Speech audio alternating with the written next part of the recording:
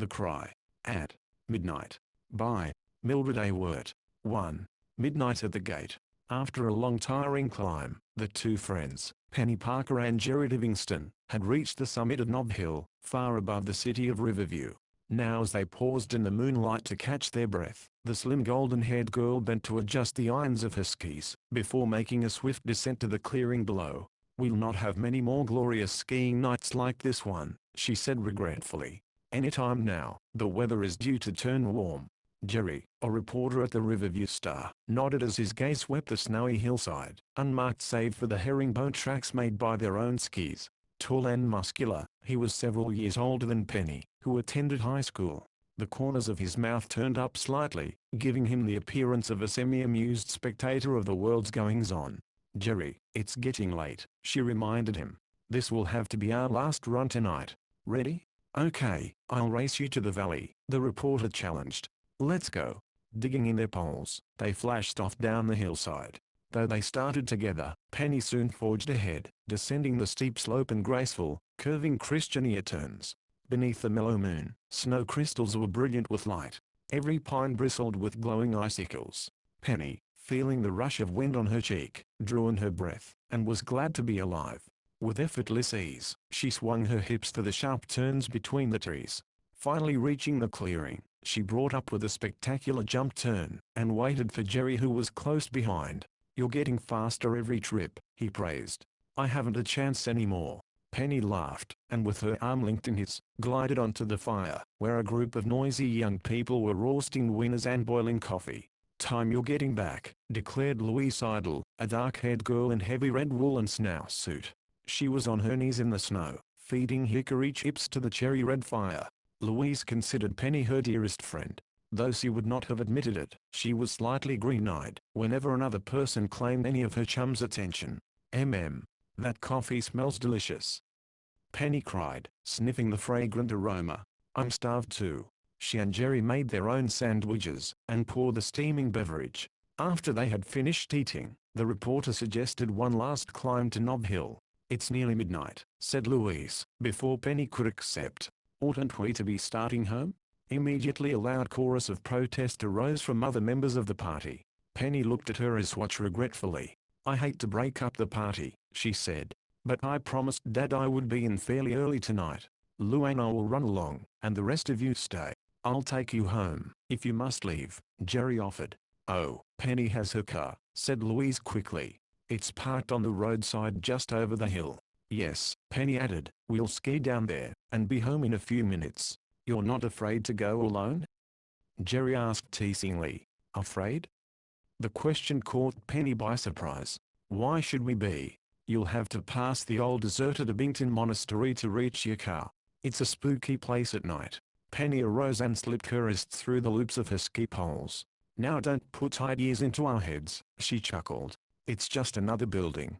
"Sure you don't want me to go along?" urged Jerry. "Of course not. Louise and I can handle any ghost we'll meet tonight." The girls glided away, pausing at the top of the slope, to wave goodbye to their friends. Then they shot down the hill on a trail which skirted a dense grove of pine. Ahead loomed the gloomy old Abington Monastery, a structure of mouldy stone enclosed by a high brick wall. To the right, inside the enclosure, was an ancient graveyard, many of its white stones at rakish angles. Penny studied the building with keen interest as she waited for Louise to catch up with her. Built generations earlier, the property first had been used by an order of Black Friars bound to the vows of poverty and obedience. Later, the monastery had been taken over by an order of nuns, but as the buildings deteriorated, the property had been abandoned. For 10 years now, it had stood unoccupied. "Ugly old place," puffed Louise, pausing beside her chum to catch her breath. "All the windows broken." "Why, that's funny." "What is?" demanded Penny. "The windows aren't broken. They've been replaced. Probably the owner did it to save his property from going completely to wreck and ruin. Wonder who owns the place anyhow? The last I heard, it was sold at public auction for taxes. I think a real estate man bought it for a song. Then maybe he intends to fix it up for rent or sale," Penny remarked. "But who would want to live in that ancient shell? Somehow, the place gives me the creeps." Louise was staring hard at an upstairs window of the distant building. "Penny," she exclaimed, "I saw a moving light just then." "Where?" Louise pointed to the window high on the stone wall of the monastery. "I don't see anything," replied Penny. "You must have imagined it." "I did not. The light is gone now. But I saw it plainly. It may have been from a lantern. Someone was moving from room to room. Maybe it was a reflection of moonlight then." Undisturbed, Penny removed her skis. Carefully placing the running surfaces together, she threw them over her left shoulder. Far away, in the city of Riverview, a tower clock began to chime the hour of midnight. "Penny," insisted Louise in a half-whisper, "I did see a light. Maybe the old monastery is haunted. Now hush." Penny silenced her. "What are you trying to do? Work up a case of nerves? But just climb out of those skis and come on, my pet." Penny moved briskly away. "We're late now. Wait for me." Frantically, Louise fumbled with her ski irons. "Don't leave me here alone." Then not another word about ghosts. Penny chided. However, she waited patiently until her chum had removed the skis. The two girls then walked rapidly toward the roadside, where the car had been parked. No longer could they see the friendly campfire in the valley. As they drew closer to the monastery, towering pines blotted out the moonlight. Like a powerful magnet, the old stone building drew their gaze. Deep snow, glittering with an eerie blue luster, lay heavy on the high boundary wall.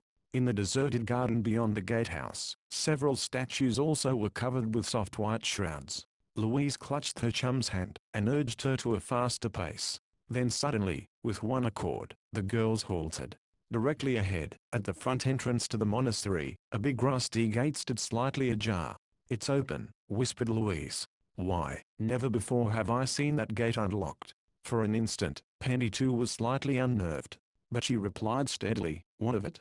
Perhaps someone has moved in." While Louise watched uneasily, she walked to the gate, fingering the rusty chain which dangled in the snow. Then boldly, she pushed the gate farther open. "Don't go in there," Louise warned, her voice sharp with anxiety. "Please come on." Penny's ears were deaf to the plea. She stared intently at a trail of footprints which led from where she stood to a circular stone gatehouse only a few yards away. The marks were very large, and had been made by a man's heavy boot. Lucy began, but the words froze on her lips. From inside the monastery came a shrill, piercing scream. As the girls huddled together, the sound died slowly away. Then a silence, even more terrifying, fell upon the grounds. Chapter 2. No trespassing. "Someone is inside that building," Penny exclaimed, recovering from startled surprise. Tensely, the girls waited, but the sound was not repeated. "It was a woman's scream," Louise whispered after a moment. Nervously, she clung to her chum's hand as they stood in the shadow of the big iron gate. "What can be happening in there?" Penny stared at the dark monastery, uncertain what to do. Nowhere was a light visible, yet she felt that not only was the building occupied, but also that alert eyes were watching them from somewhere in the gloomy interior. "Someone may be in trouble and need help," she said in an unsteady voice. "Let's rap on the door and ask." "At this time of night?" Louise tugged at her chum's hand, trying to pull her away. "Let's go, Penny. It's really none of our affair what goes on here. But someone may be ill, and in need of a doctor." "It wasn't that type of scream," Louise replied with a shiver. "That cry gave me the creeps." Penny allowed herself to be pulled from the gate, only to pause, and gaze again at the darkened windows of the ancient monastery. The only daughter of a newspaper owner, she had been trained to inquire the who, when, why, where, and how of anything unusual. Penny never willingly passed up an opportunity to obtain a good news story for the Riverview Star. She knew that, if the old monastery were occupied, after standing deserted so many years, the readers of her father's paper would be interested. Furthermore, she reasoned, a scream from a darkened house always called for investigation. "Louise," she said with sudden decision, "we can't leave without trying to find out what's wrong here. I'm going inside." "Oh, Penny, please don't. This place is so far from other houses. If anything should happen." "Something has happened," replied Penny grimly. "You wait here, Lou. I'll be right back."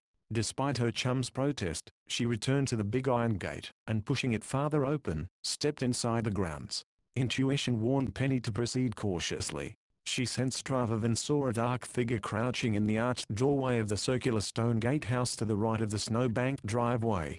Before she could decide whether the form was real or a product of her imagination, a large savage dog darted from inside the gatehouse. His low growl warned her it might be dangerous to attempt to pass. "Come back," Louise called anxiously. "He'll tear you apart." Though no coward, a second glance at the dog convinced Penny that the animal had been trained to guard the property. Rapidly, she backed away. Her hand was on the latch of the gate, when in the gatehouse doorway, she beheld a grotesque, deformed human figure. The sight so startled Penny, that for an instant she forgot the dog. Plainly silhouetted against the grey stone was a hulk of a man with large head, and twisted back made unsightly by a hump. Though his eyes were full upon the girl, he remained motionless, speaking no word.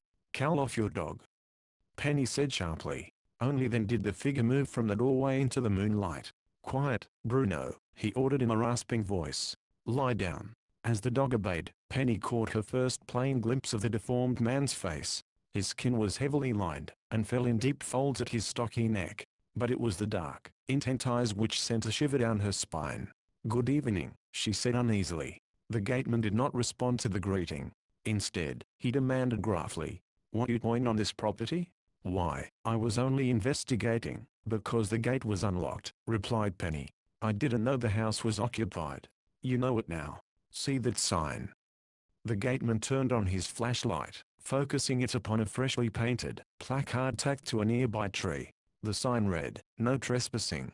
"I'm sorry," Penny apologized, but stood her ground. "Are you the new owner of this place?" "No, I ain't. I'm the gateman." "Then who has taken over the building?" "What's it you?" the hunchback demanded unpleasantly. "I'm interested, that's all." "This place is being turned into an institution," the hunchback informed her. "The new owner moved in yesterday. Now get along, so I can lock the gate." The gateman's eagerness to be rid of her made Penny all the more determined to remain, until her curiosity was satisfied. "Perhaps I fancied it," she remarked, "but a moment ago, I thought I heard a shrill scream from inside the building." "You may have heard the howl of the wind." "What wind?" Penny inquired pointedly. "It's a comparatively quiet night. I distinctly heard a scream." "Then you got better ears than I have," the gateman muttered. "Will you go now, or do you want me to call the master?" "I wish you would." Grumbling to himself, the hunchback stepped into the gatehouse, and pressed a button which rang a bell inside the building. A light went on in a downstairs room, and a moment later the front door opened. Framed on the threshold stood a very tall man in dark, hooded robe. "What's wrong, Winky?" he called. "You rang?" "There's a girl here wants to see you," shouted the hunchback. "She says she heard a scream and wants to know how come." Treading lightly in the loose snow, the thin man came down the driveway to the gate. His long brown robes were impressive, his demeanor pious. Penny suddenly felt very foolish indeed. "Is anything wrong?" he asked in a kindly silken smooth voice. "This girl's trying to get in," announced Winky. "Says she heard a scream." The hooded monk studied Penny with an intent gaze. "You live near here?" he inquired. "In Riverview. I was out skiing with a few friends, when I passed this old building, and heard the scream. Your gateman tried to tell me it was only the wind." "My child, doubtlessly you did hear a scream," the monk replied. "It was old Julia, a poor woman, who unfortunately sometimes becomes disturbed in her mind." "This isn't a mental institution," gasped Penny, regretting that her curiosity ever had taken her inside the grounds. "No, my child," responded the monk. "Winky should have explained.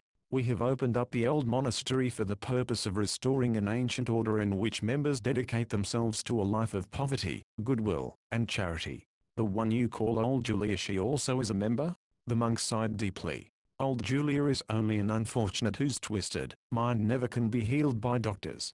Because she had no home, no friends, I have taken her beneath my roof." "I see," nodded Penny. "I'm very sorry to have troubled you. A natural mistake, my child. Is there anything else you wish to know?" "We have no secrets here, only serene faith and hope for a better world." "I might inquire your name?" "Members of my flock call me Father Benedict. My baptismal name is J. Highland." "And yours?" "Penny Parker. My father owns the Riverview Star." "A newspaper?"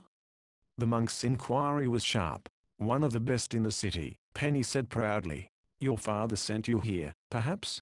"Oh, no. I was just passing by, and noticed the buildings were occupied." "To be sure," murmured the monk. "I trust you will use discretion in mentioning our work here. Should we become too well known, a path will be beaten to our door, and the privacy of our order will be no more." "I'll scarcely mention it," Penny half-heartedly promised. "Good night." Retreating through the gate, she closed it behind her. A few paces away, Louise, who had heard only part of the conversation, waited in the darkness. "Who were those men?" she demanded, falling into step with her chum. "What did you learn?" Penny repeated everything Jay Highland had told her. "He seemed rather nice," she added. "But when you sum it up, he didn't tell much about the order he is founding here." "And the scream?" "Oh, he explained that. It seems an old woman named Julia lives in the institution. She's demented. Must be a nice place." The girls now had reached the car and Louise stood aside for her chum to unlock the door. Quickly they stowed their skis and poles in the rear, and then Penny started the motor which popped and sputtered in the frosty air. "It's snowing again," she observed, switching on the windshield wiper. "We didn't get started a minute too soon." Before the girls had traveled a quarter of a mile, huge, wet flakes pelted the glass. Once as the wiper stuck, Penny had to get out and clear the windshield with a handkerchief. "This is really getting awful," she exclaimed, as they drove slowly on along the narrow, curving country road. "I can hardly see." "Be careful," Louise warned a moment later. "You're close to the ditch." Penny brought the wheels back onto the main track. But a dozen yards farther on, she saw directly in her path a bent figure struggling along under the weight of a heavy suitcase. Her head was held low against the wind and snow. Unaware of the approaching car, the pedestrian was walking almost in the center of the road. "Look out, Penny," screamed Louise as she too saw the girl with the heavy burden.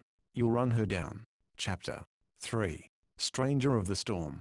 Penny swerved the steering wheel, missing the girl by inches. Somewhat shaken by the near accident, she pulled up at the roadside. "My, that was close," exclaimed Louise. Lowering the side window of the coupe, she gazed curiously at the snowy figure, plodding through the drifts.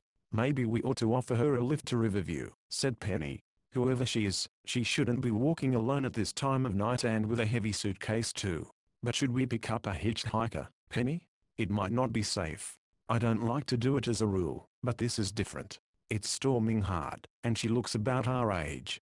Debating no longer, Penny thrust her head through the window opening and called, "Want a ride?" The girl with the suitcase had moved into the glare of the headlights. She turned toward the car with a startled expression. Penny and Louise saw that she was thinly clad in a lightweight coat and wore no galoshes. To their astonishment, the girl shook her head and kept on walking. "Well, what do you know?" exclaimed Penny. "She's more afraid to ride with us than we were to pick her up. She may not realize we're just a couple of schoolgirls. She shouldn't be out in this storm, dressed as she is," declared Louise, now concerned for the stranger. "Ask her again." Penny shifted into low gear and pulled alongside. "Please, can't we give you a lift into the city?" she urged. The girl stopped then, resting her suitcase in the roadway. A breath of wind swept a lock of dark hair across her thin face. Impatiently she brushed it aside and murmured, "No, no, thank you." Penny would have driven on, but the voice held a hint of tears. It occurred to her that the girl might be running away from home. Certainly she was bewildered and in trouble. "Don't be foolish," she exclaimed. "This snow is coming down heavier every minute. Of course, you want a ride." She flung the car door wide open. A moment longer the girl hesitated. Then without a word, she swung the suitcase into the automobile and squeezed in beside Louise. However, she scarcely glanced at the girls, but centered her sober gaze on the snowflakes which danced across the windshield. The car moved ahead. "Going far?" inquired Penny. I don't know." "You don't know?" Penny twisted her head sideways to stare at the girl. She started to ask a question, then thinking better of it, remained silent. Louise, however, could not allow the odd reply to pass unchallenged. "Why, you must know where you're going," she exclaimed. "Do you mean you have no home, or are running away?" "I have a home," the girl replied shortly. "I only meant I haven't decided where I'll go, or what I'll do, when I reach Riverview." "That's the name of the closest place, isn't it?" Penny nodded. "Apparently, you come from some distance away," she remarked. The girl made no reply. "May we introduce ourselves?" said Louise, determined to learn the stranger's name. "This is Penny Parker, and I'm Louise Seidel." Only by a brief nod did the girl acknowledge the introduction. She did not volunteer her own name. Her failure to do so, obviously, was deliberate. "Do you live near here?" Louise inquired. The stranger squirmed uncomfortably. "I'm sorry," she said. "I don't feel like answering questions. That's why I didn't want to accept a ride." Louise took the reply for a rebuke. "I certainly didn't mean to be personal," she returned stiffly. "Excuse it please. Dreadful weather." The topic fell flat. No further attempt at conversation was made. Penny kept close watch of the road, for the heavy wet snow made visibility very poor. She was greatly relieved when they reached the outskirts of the city and a wide boulevard which followed the curve of the frozen river. Seeing the lights of Riverview, the strange girl began to watch the streets intently. "Just let me out anywhere," she said presently. "Anywhere?" Penny repeated. "Will we pass the river docks on this road?" "Yes, at the next turn." "Then let me off there, please." "The river docks!" exclaimed Louise. "At this time of night? No boats are running, and there are no houses or business places close by. Only deserted fish houses and the like. Please, that's where I want to get off." Penny and Louise gave up trying to figure out their strange passenger. At the next turn in the road, they pulled up near a dimly lighted street corner. The girl opened the car door and reached for her suitcase. "Thanks for the ride," she said in a low voice. "I'm sorry if I seemed rude and unfriendly. There are things I can't explain." Before Penny or Louise could answer, the car door closed firmly in their faces. "Well, how do you like that?" the latter demanded furiously. "If she isn't a cool cucumber, she may be running away from home," Penny said, frowning. "Why otherwise would she refuse to tell her name? And why did she insist in getting out on this corner, of all places? It's a bad section of town, Louise. No one seems to be about, but even so, a girl shouldn't be wandering around here alone. We tried to warn her. She seemed to know what she wanted to do. All the same, I feel sort of responsible," Penny returned uneasily. "I hope nothing happens to her." After leaving the car, the girl walked toward the river. Now at the corner, she paused beneath the streetlight and glanced back. "She's waiting for us to go on," Penny guessed shrewdly. For some reason, she doesn't want anyone to know where she's going. "Then let's wait and watch. We'll learn nothing that way. She can tell we're keeping our eye on her." Penny threw in the clutch and the car rolled away from the curb. "Tell you what, Lou. We'll drive around the block." "Good idea," approved her chum. "That way she'll think we've gone, and we can see where she really goes." Penny turned at the first corner, and made a quick trip around the block. As they again came within view of the ice-locked river, the girls looked quickly up and down the street for a glimpse of their former passenger. "There she is!" Louise cried. "Why, she's walking straight to the docks." The two girls now were completely mystified, and not a little worried. At this late hour, the waterfront was deserted. Penny watched the retreating figure for a moment, and then swung the car door open. "That girl can't know what she's doing," she decided. "I'm going after her. For our pains, we may be told to mind our own affairs." "That's beside the point, Lou. Something's wrong." Without taking time to lock the car, the two girls hurried down the dark street toward the docks. Far ahead they could see the one they pursued walking swiftly. Then in the blinding, whirling snow, they lost sight of her. Reaching the waterfront, Penny and Louise gazed about in disbelief and bewilderment. The girl had vanished. Now where could she have gone? Penny murmured, only to break off as her gaze fell upon a trail of footsteps. The prints led along the dock for a short distance, only to end at the river's edge. Chapter 4. Vanishing Footprints. "That crazy girl must have jumped off here," Louise exclaimed, as she too saw the footprints on the snowy planks. "The river is solid ice at least 6 inches thick," Penny pointed out. "She couldn't have crashed through." "Then where did she go?" Far upstream toward the Main Street Bridge, an ice boat could be seen tacking back and forth. Otherwise, the river was a gleaming ribbon of deserted ice. "The only place she could have gone is under the dock," Penny said, her eyebrows knitting into a puzzled frown. "Under it? That's what she must have done," Penny insisted. "I suppose the planking would give some protection from the storm." The snow was coming down harder now than ever, in huge flakes. Trailing the footprints to the dock's edge, Penny flattened herself on the planks, and peered over the side. "I can't see a thing," she complained. "Dark as pitch." "Listen," commanded Louise. Both girls became quiet. Distinctly they could hear a faint creak of snow as someone walked beneath the dock, a long distance away. "Hello, down there," shouted Penny. The creaking sound ceased, but no one answered the call. "If she's down there, she'll never answer," Louise said, thoroughly disgusted. "Should we go after her?"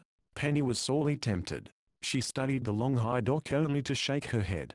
If once we get down there, we couldn't climb up again without walking a long distance, Lou. Then what should we do? Let's call the police station, Penny urged. Scrambling to her feet, she brushed snow from her ski suit. This is a case for them to investigate. That's what I think, agreed Louise, greatly relieved. I know my parents wouldn't want me prowling under the docks at night. Pelted by fast-falling snow, the two friends returned to the parked car, and then drove to a drugstore several blocks away. Penny telephoned Central Police Station, only to be informed a car could not be sent to the river for a few minutes. Heavy snow had snarled traffic, causing many accidents, and tying up police personnel. For 20 minutes the girls waited patiently in their car, but no one came to investigate. At last, giving up in disgust, they drove to their homes. Try as she would, Penny could not forget the strange girl with the suitcase who had been so unwilling to answer questions. Who was she? And why had she taken refuge beneath the river docks? She longed to talk the matter over with her father, but Mr. Parker had gone to bed early. Penny kept thinking about the matter, until she fell asleep, and it was foremost in her thoughts when she awoke in the morning. Wonder if the Riverview Star carried any mention of a police investigation at the river, she mused. Dressing rapidly, she ran downstairs to bring the morning paper in from the porch. Eagerly she scanned the pages. Not a single word here, she exclaimed in disappointment. Maybe the police didn't even bother to search the dock area. To make certain, she telephoned Captain Brownell, a personal friend at Central Station. The officer explained that a police car had been dispatched to the river shortly after 1 o'clock. Footprints noted earlier by the two girls had been blotted out by falling snow. No one had been found loitering in the area. Well, that's that, sighed Penny, turning away from the telephone. I wish now, Lou and I had taken a chance, and prowled under the dock. From the breakfast alcove, Anthony Parker, a tall, lean man with iron gray hair and intelligent eyes, regarded his daughter in amusement. Talking to yourself again, Penny, he teased. I am. Penny slid into a chair beside her father, and reached for a tall glass of orange juice. The things I'm thinking about the police department aren't complimentary either.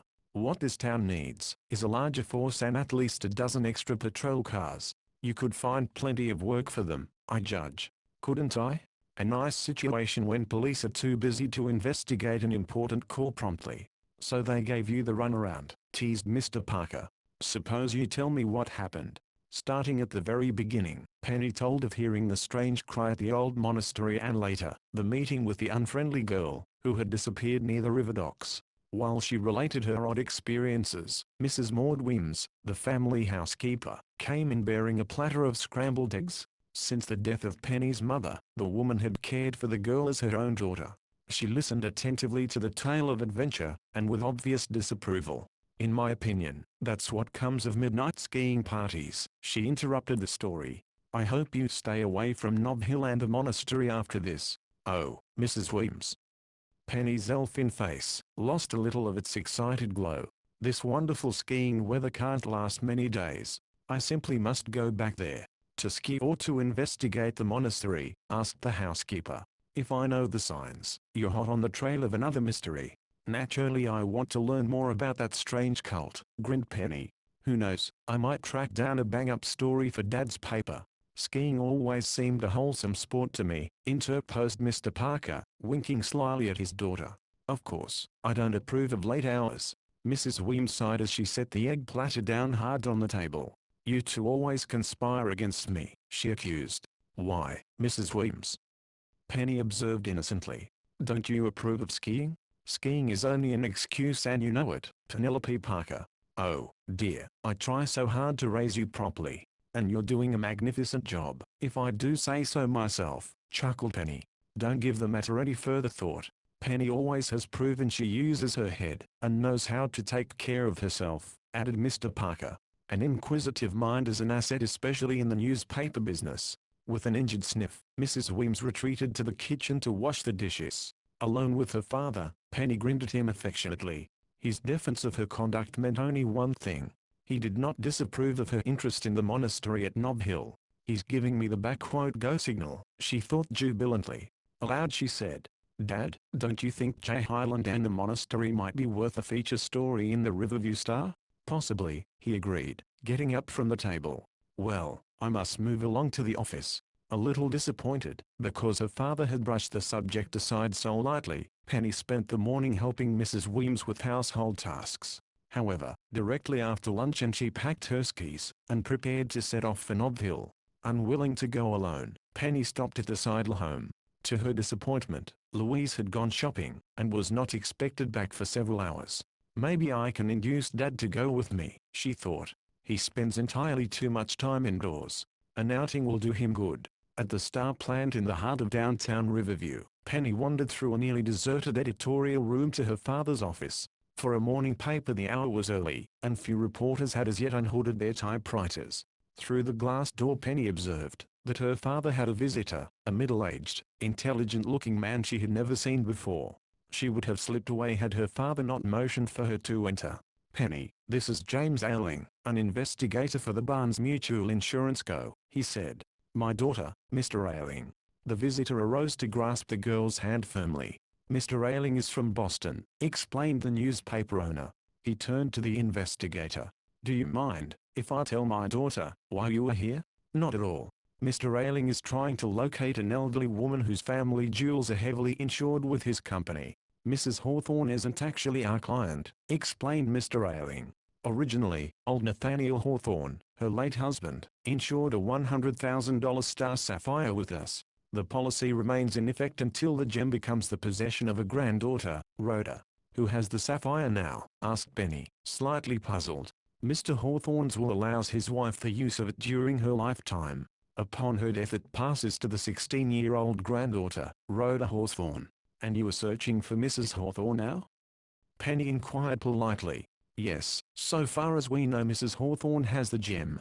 We're afraid it may be stolen from her, or that she will dispose of it for a trifling sum. Mrs. Hawthorne hasn't been well, and in her present state of mind she might act very foolishly." "Tell Penny about the gem's history," suggested Mr. Parker. "Oh, yes. The sapphire once was set in a necklace worn by a king who met violent death. Since then, there is a superstition that bad luck pursues the owner. The gem passed through many hands. 3 times it was stolen. Several owners died strange or violent deaths." "Not Mr. Hawthorne?" "Well, he fell from a cliff while touring the West," explained the investigator. "Of course it was an accident, but Mrs. Hawthorne unfortunately became convinced his death resulted from ownership of the sapphire. She pleaded that the gem be sold for what it would bring, fearing that harm would come upon her grandchild when eventually the sapphire is turned over to her. According to terms of the will, the gem cannot be sold, and our firm must remain responsible for it in case of theft or loss." "Mrs. Hawthorne still has the gem then?" "We hope so," Mr. Ailing replied. "She went south on a vacation trip with her granddaughter, taking the sapphire with her. That was over a month ago. Nothing since has been heard from them." "But what brings you to Riverview?" questioned Penny. "I went south searching for Mrs. Hawthorne. At Miami only a week ago she bought 2 tickets for Riverview. From that point on, I've been unable to trace her." "Does she have relatives or friends here?" "Not so far as I've been able to learn. Perhaps our company is unduly concerned, but the truth is, Mrs. Hawthorne is a very foolish, gullible woman. Should she dispose of, or lose the gem, our firm must pay a large sum of money." "We'll be glad to run a picture of Mrs. Hawthorne in the paper," offered Mr. Parker. "If she has arrived in Riverview, someone will have seen her." "I certainly appreciate your interest," said Mr. Ailing. "Unfortunately, I have no photograph of Mrs. Hawthorne with me. I'll wire my office tonight for one. In the meantime, we'll run a little story," the publisher promised. "No doubt you can describe the woman." "Oh, yes, in a general way. She's 68 years of age and walks with a cane. Her hair is white, and she weighs about 150 pounds. She's deeply interested in art, also in spiritualism and mystic cults, I regret to add." "Mystic cults?" Penny's blue eyes began to dance with interest. She knew now why her father had made a point of calling her in to meet the investigator. Mrs. Hawthorne is very gullible and easily influenced. Since her husband died, she has been prey for one sharper after another. I judge a third of her fortune already has been squandered." After a thoughtful pause, Penny hesitantly asked Mr. Ailing if he thought it possible Mrs. Hawthorne could have come to Riverview to join a cult. "That's what I'm here to find out. Mrs. Hawthorne and her granddaughter have not registered at any of the leading hotels. Yet I know they came to the city. Have you tried the monastery at Nob Hill?" Penny suggested. A new society has been established there in the last few days. I don't know much about the order yet, but its members are supposed to dedicate themselves to a life of charity and poverty. Why, that's exactly the sort of thing, to attract Mrs. Hawthorne for a few weeks, the investigator replied. Then after the novelty wore off, she would flit on to something else. Where is this place? I plan to drive out there in a few minutes, Penny told him eagerly. Why not come with me, Mr. Ailing? The investigator glanced inquiringly at Mr. Parker. Go ahead if you think it's worthwhile, urged the publisher. I suppose the chance of finding Mrs. Hawthorne there is very remote, Mr. Ailing said, thinking aloud. But I can't afford to overlook any possibility. Thanks, Miss Parker, I'll gladly accept your invitation. Want to come along, Dad? Penny asked. No thanks, he declined. I'm certain you'll be in good hands. Just let Mr. Ailing take the lead in any investigation. Why, Dad? Penny protested. You know me. I do, indeed, said Mr. Parker, smiling as he resumed his desk work. That's why I feel confident Mr. Ailing may look forward to a very interesting afternoon. Chapter 5. A crystal ball. Pine trees and bushes hung in frozen arches along the winding road, which led to the ancient monastery. Parking the automobile near the iron boundary fence, Penny was quick to note that the big ornamental gate now was locked and securely fastened with chain and padlock. Are you sure this place is occupied? Mr. Ailing asked as he alighted and followed Penny to the gate. Why, the property is a wreck. The gate was unlocked last night, the girl replied. We may have trouble getting inside. Pressing her face against the rusty iron spikes, she gazed hopefully toward the gatehouse. The door was slightly ajar. Winky, however, was nowhere to be seen. Mr. Ailing rattled the gate chain several times. No one seems to be around, he said in disappointment. Yes, there is. Penny corrected. Just then she caught a fleeting glimpse of a face at the tiny circular window of the gatehouse. She was convinced it was Winky, who for some reason intended to ignore their presence at the gate. Let us in, she called.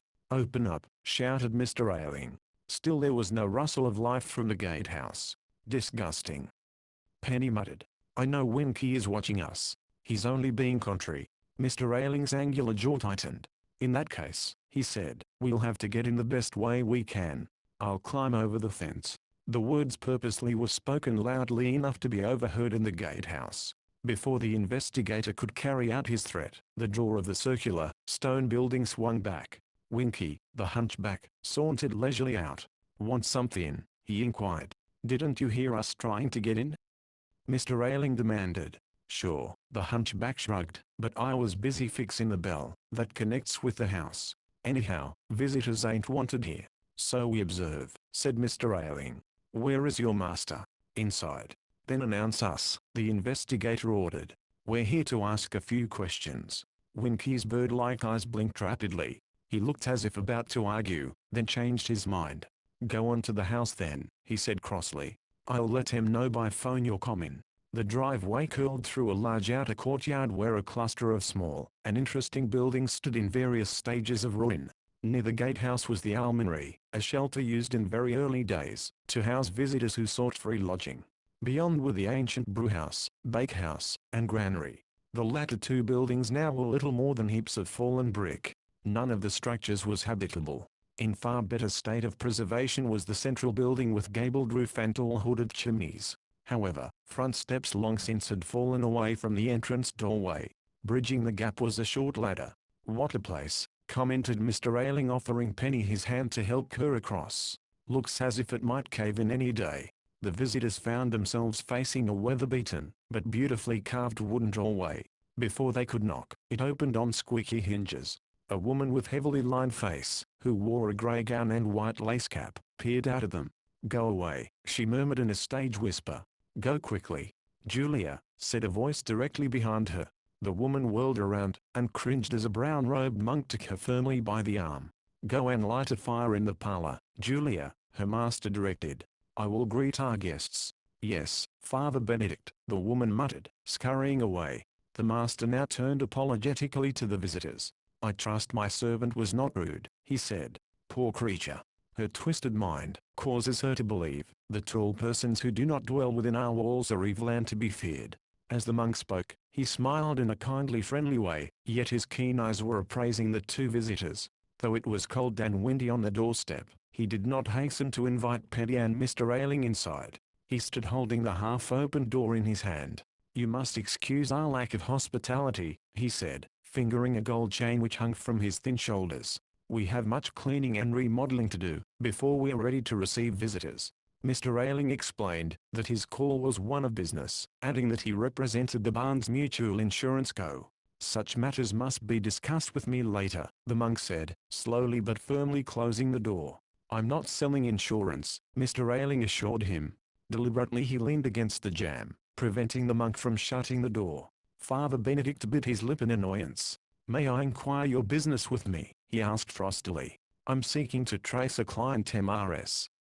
Nathaniel Hawthorne. I know of no such person. Deeply I regret that I cannot help you, sir. If you will excuse me." "The woman may have used an assumed name," Mr. Ailing cut in. "She has a weakness, I mean liking for cult practices.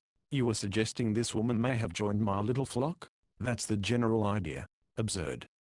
The monk's gaze rested briefly on Penny as he added, "I greatly fear you have been led astray by loose gossip as to the nature of the order I am founding here." "I told Mr. Ailing about your work, because I think it's so interesting," Penny said quickly. She slapped her mittened hands together. "My, it's cold today. May we warm ourselves at your fire, before we start back to town?" A frown puckered Father Benedict's eyebrows. Plainly the request displeased him. But with a show of hospitality, he said, "Our abode is very humble and poorly furnished. Such as it is, you are welcome." Bowing slightly, he stepped aside to admit the visitors. Penny and Mr. Ailing found themselves in a long, barren, and very cold hallway. "Follow me, please," bade the monk. Moving on the bare boards with noiseless tread, he led them through an arched doorway, cut in the thick wall, across a wide-swept pillared cloister, and into a parlor where a fire burned brightly in a huge, time-blackened fireplace. The sheer comfort of the room surprised Penny. Underfoot was a thick velvet carpet. Other furnishings included a large mahogany desk, a sofa, 2 easy chairs, and a cabinet filled with fine glassware, gold and silver objects, and a blue glass decanter of wine. Black velvet curtains were draped in heavy folds over an exit door, and similar hangings covered the windows. To Penny's astonishment, the ceiling, painted black, was studded with silver stars. However, the object which held her roving gaze was a large crystal ball supported on the claws of a bronze dragon. "You're a crystal gazer," Mr. Ailing exclaimed as he too noted the curious globe. "I have the power to read the future with reasonable accuracy," replied the monk. He dismissed the subject with a shrug, motioning for his guests to seat themselves before the fire. "You spoke of searching for a Mrs. Rosenthorn," he remarked, addressing the investigator. "Mrs. Hawthorne," corrected Mr. Ailing. "To be sure, Mrs. Hawthorne. Apparently you were under the misapprehension that she is in some way connected with this establishment. It was only a hope. My client has a deep interest in cults. I traced Mrs. Hawthorne and her granddaughter to Riverview, and thought possibly they might have been attracted to your place. My little flock is limited to only 12 members at present. All are very humble people who have sworn to live a life of poverty, devoted to charity and faith. We have no Mrs. Hawthorne here." "Mightn't she have given another name?" suggested Penny.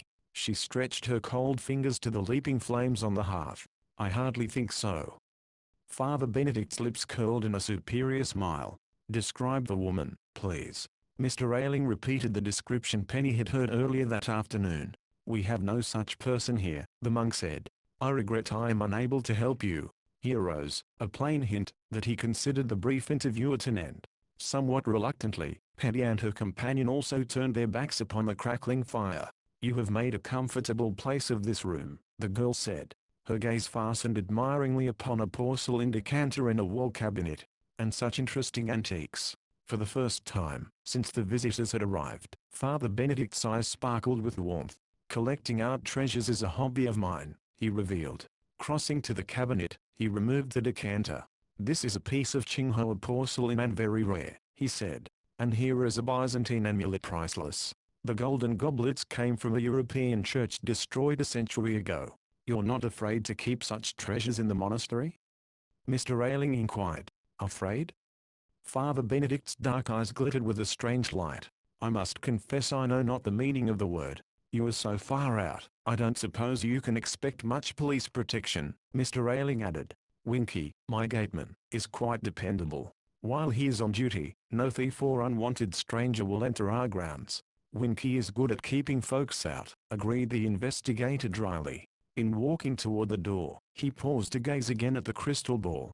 My glass interests you, inquired the monk. I've seen those things before, but never took stock in them, rejoined Mr. Ailing.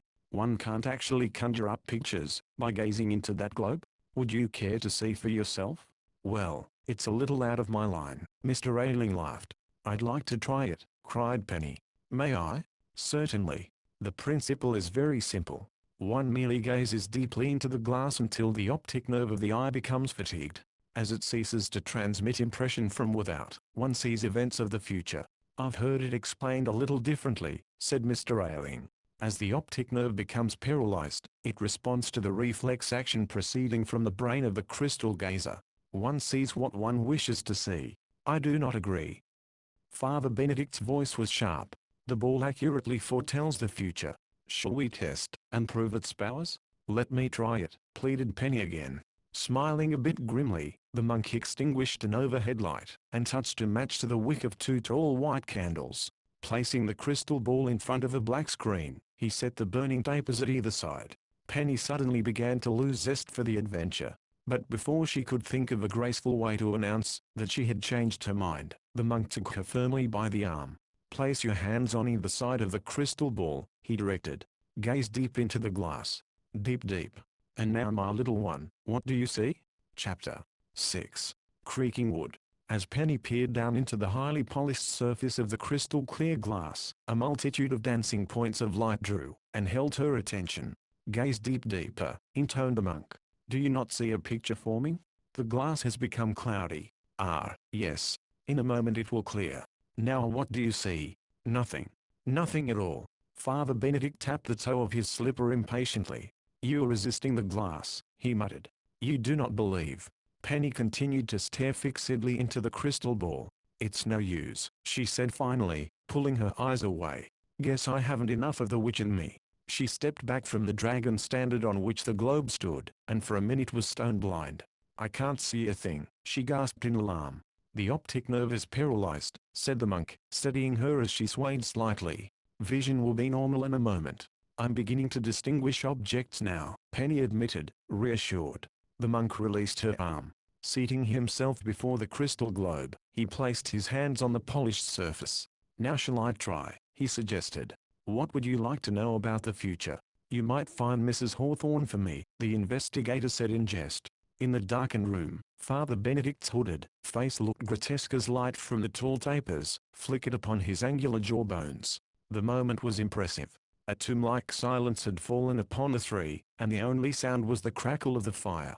Then, quite suddenly, Penny was certain she heard another noise.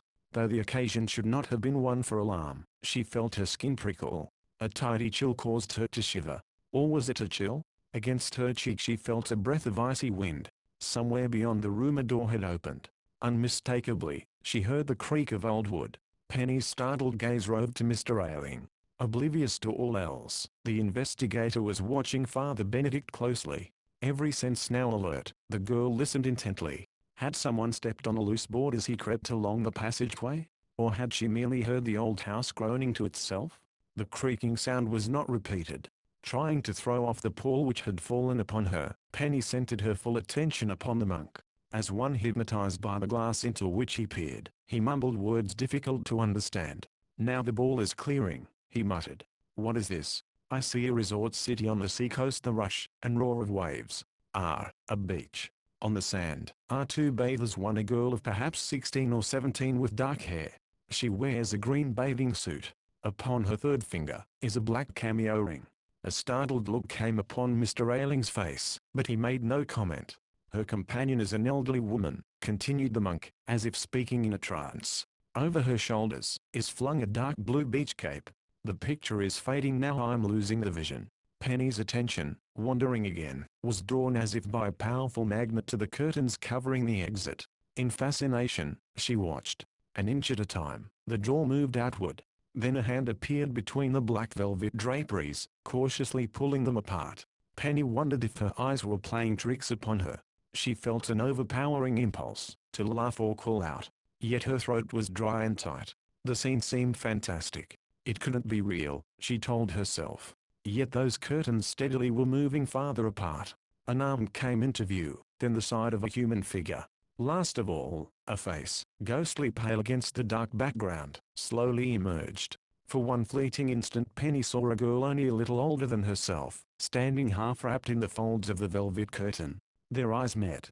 In that moment, through Penny's brain flashed the message that the one who crouched in the doorway was the same girl she and Louise had picked up on the road only the previous night. But that's crazy, she thought. It couldn't be the same person. I must be dreaming.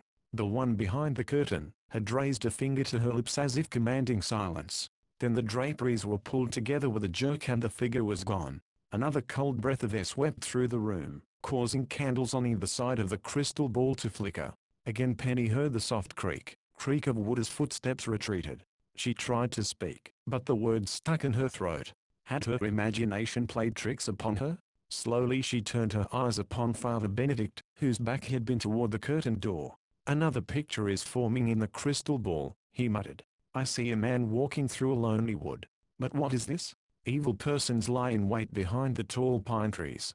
Now they are waylaying him. They fall upon him, and beat him with their cudgels. Woe is me. They leave him lying on the ground. The man is dying dead. Oh, evil, evil. I can read no more in the glass today. Arising quickly, and brushing a hand over his glazed eyes, Father Benedict leaned for a moment against the damp plaster wall. Excuse me, please, he apologized. What I saw was most unnerving.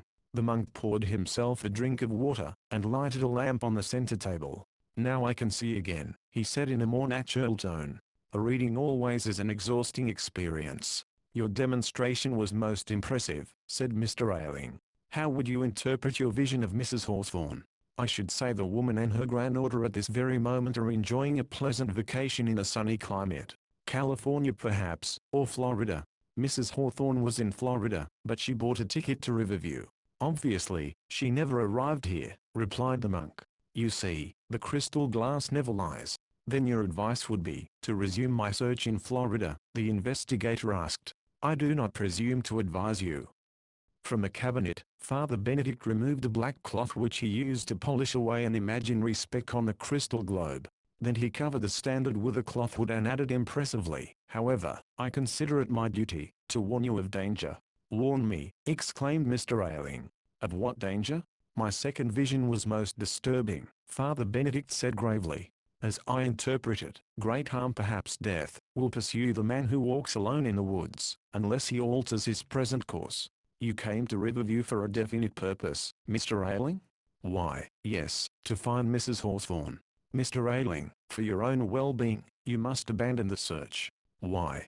Because, said the monk very low, the vision was sent to me, that you may be saved from disaster. The man attacked in the woods was yourself, Mr. Ailing. Chapter 7. A warning. If Father Benedict's words disturbed the investigator, he gave no sign. Smiling, he said, I fear I am not a firm believer in the art of crystal gazing. All respect to your remarkable talent. The monk frowned as he carefully laid another log on the dying fire. You will be unwise to disregard the warning, he said. Most unwise. Warning? I should interpret the picture as such, dear Mr. Ailing. Apparently, if you pursue your present course, you are certain to meet misfortune. To what present course do you refer?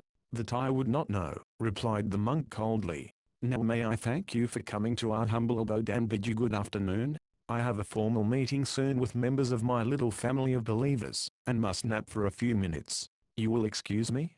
We were just leaving, said Penny. I'm really deeply interested in your society here. May I come sometime soon to watch a ceremony? The monk gazed at her sharply, but answered in a polite voice. Later, when we are better organized, and have our house in order, we shall be most happy to have you. On the way out of the building, through the chilly cloister and gloomy hall, Penny looked carefully about for the girl who so stealthily had opened the door of the monk's study. She saw no one. Mr. Ailing and Father Benedict, she was certain, were unaware of the incident which had so startled her.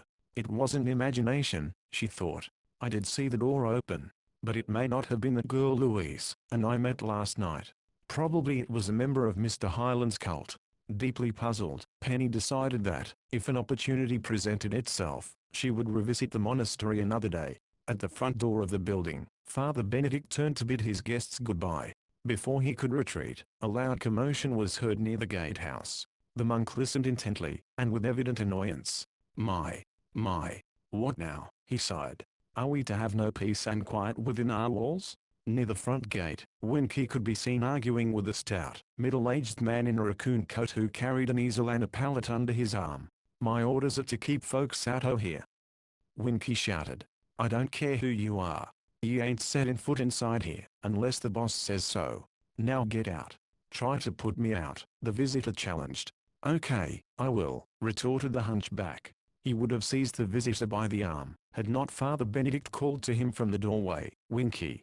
Yes, Father, the hunchback mumbled. Now tell me what is wrong, the cult leader bade as he went down to the gate, followed by Penny and Mr. Ailing. Who's this gentleman? My name is Vernon Kenred, the visitor introduced himself. I'm an artist.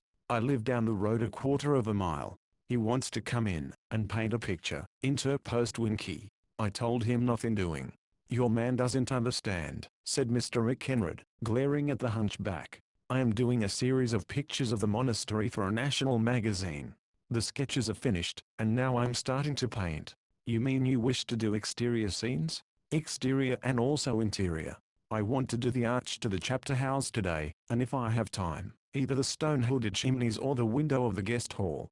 You show remarkable familiarity with the monastery. I've been coming here for more than a year, the artist said, shifting his easel to a more comfortable position.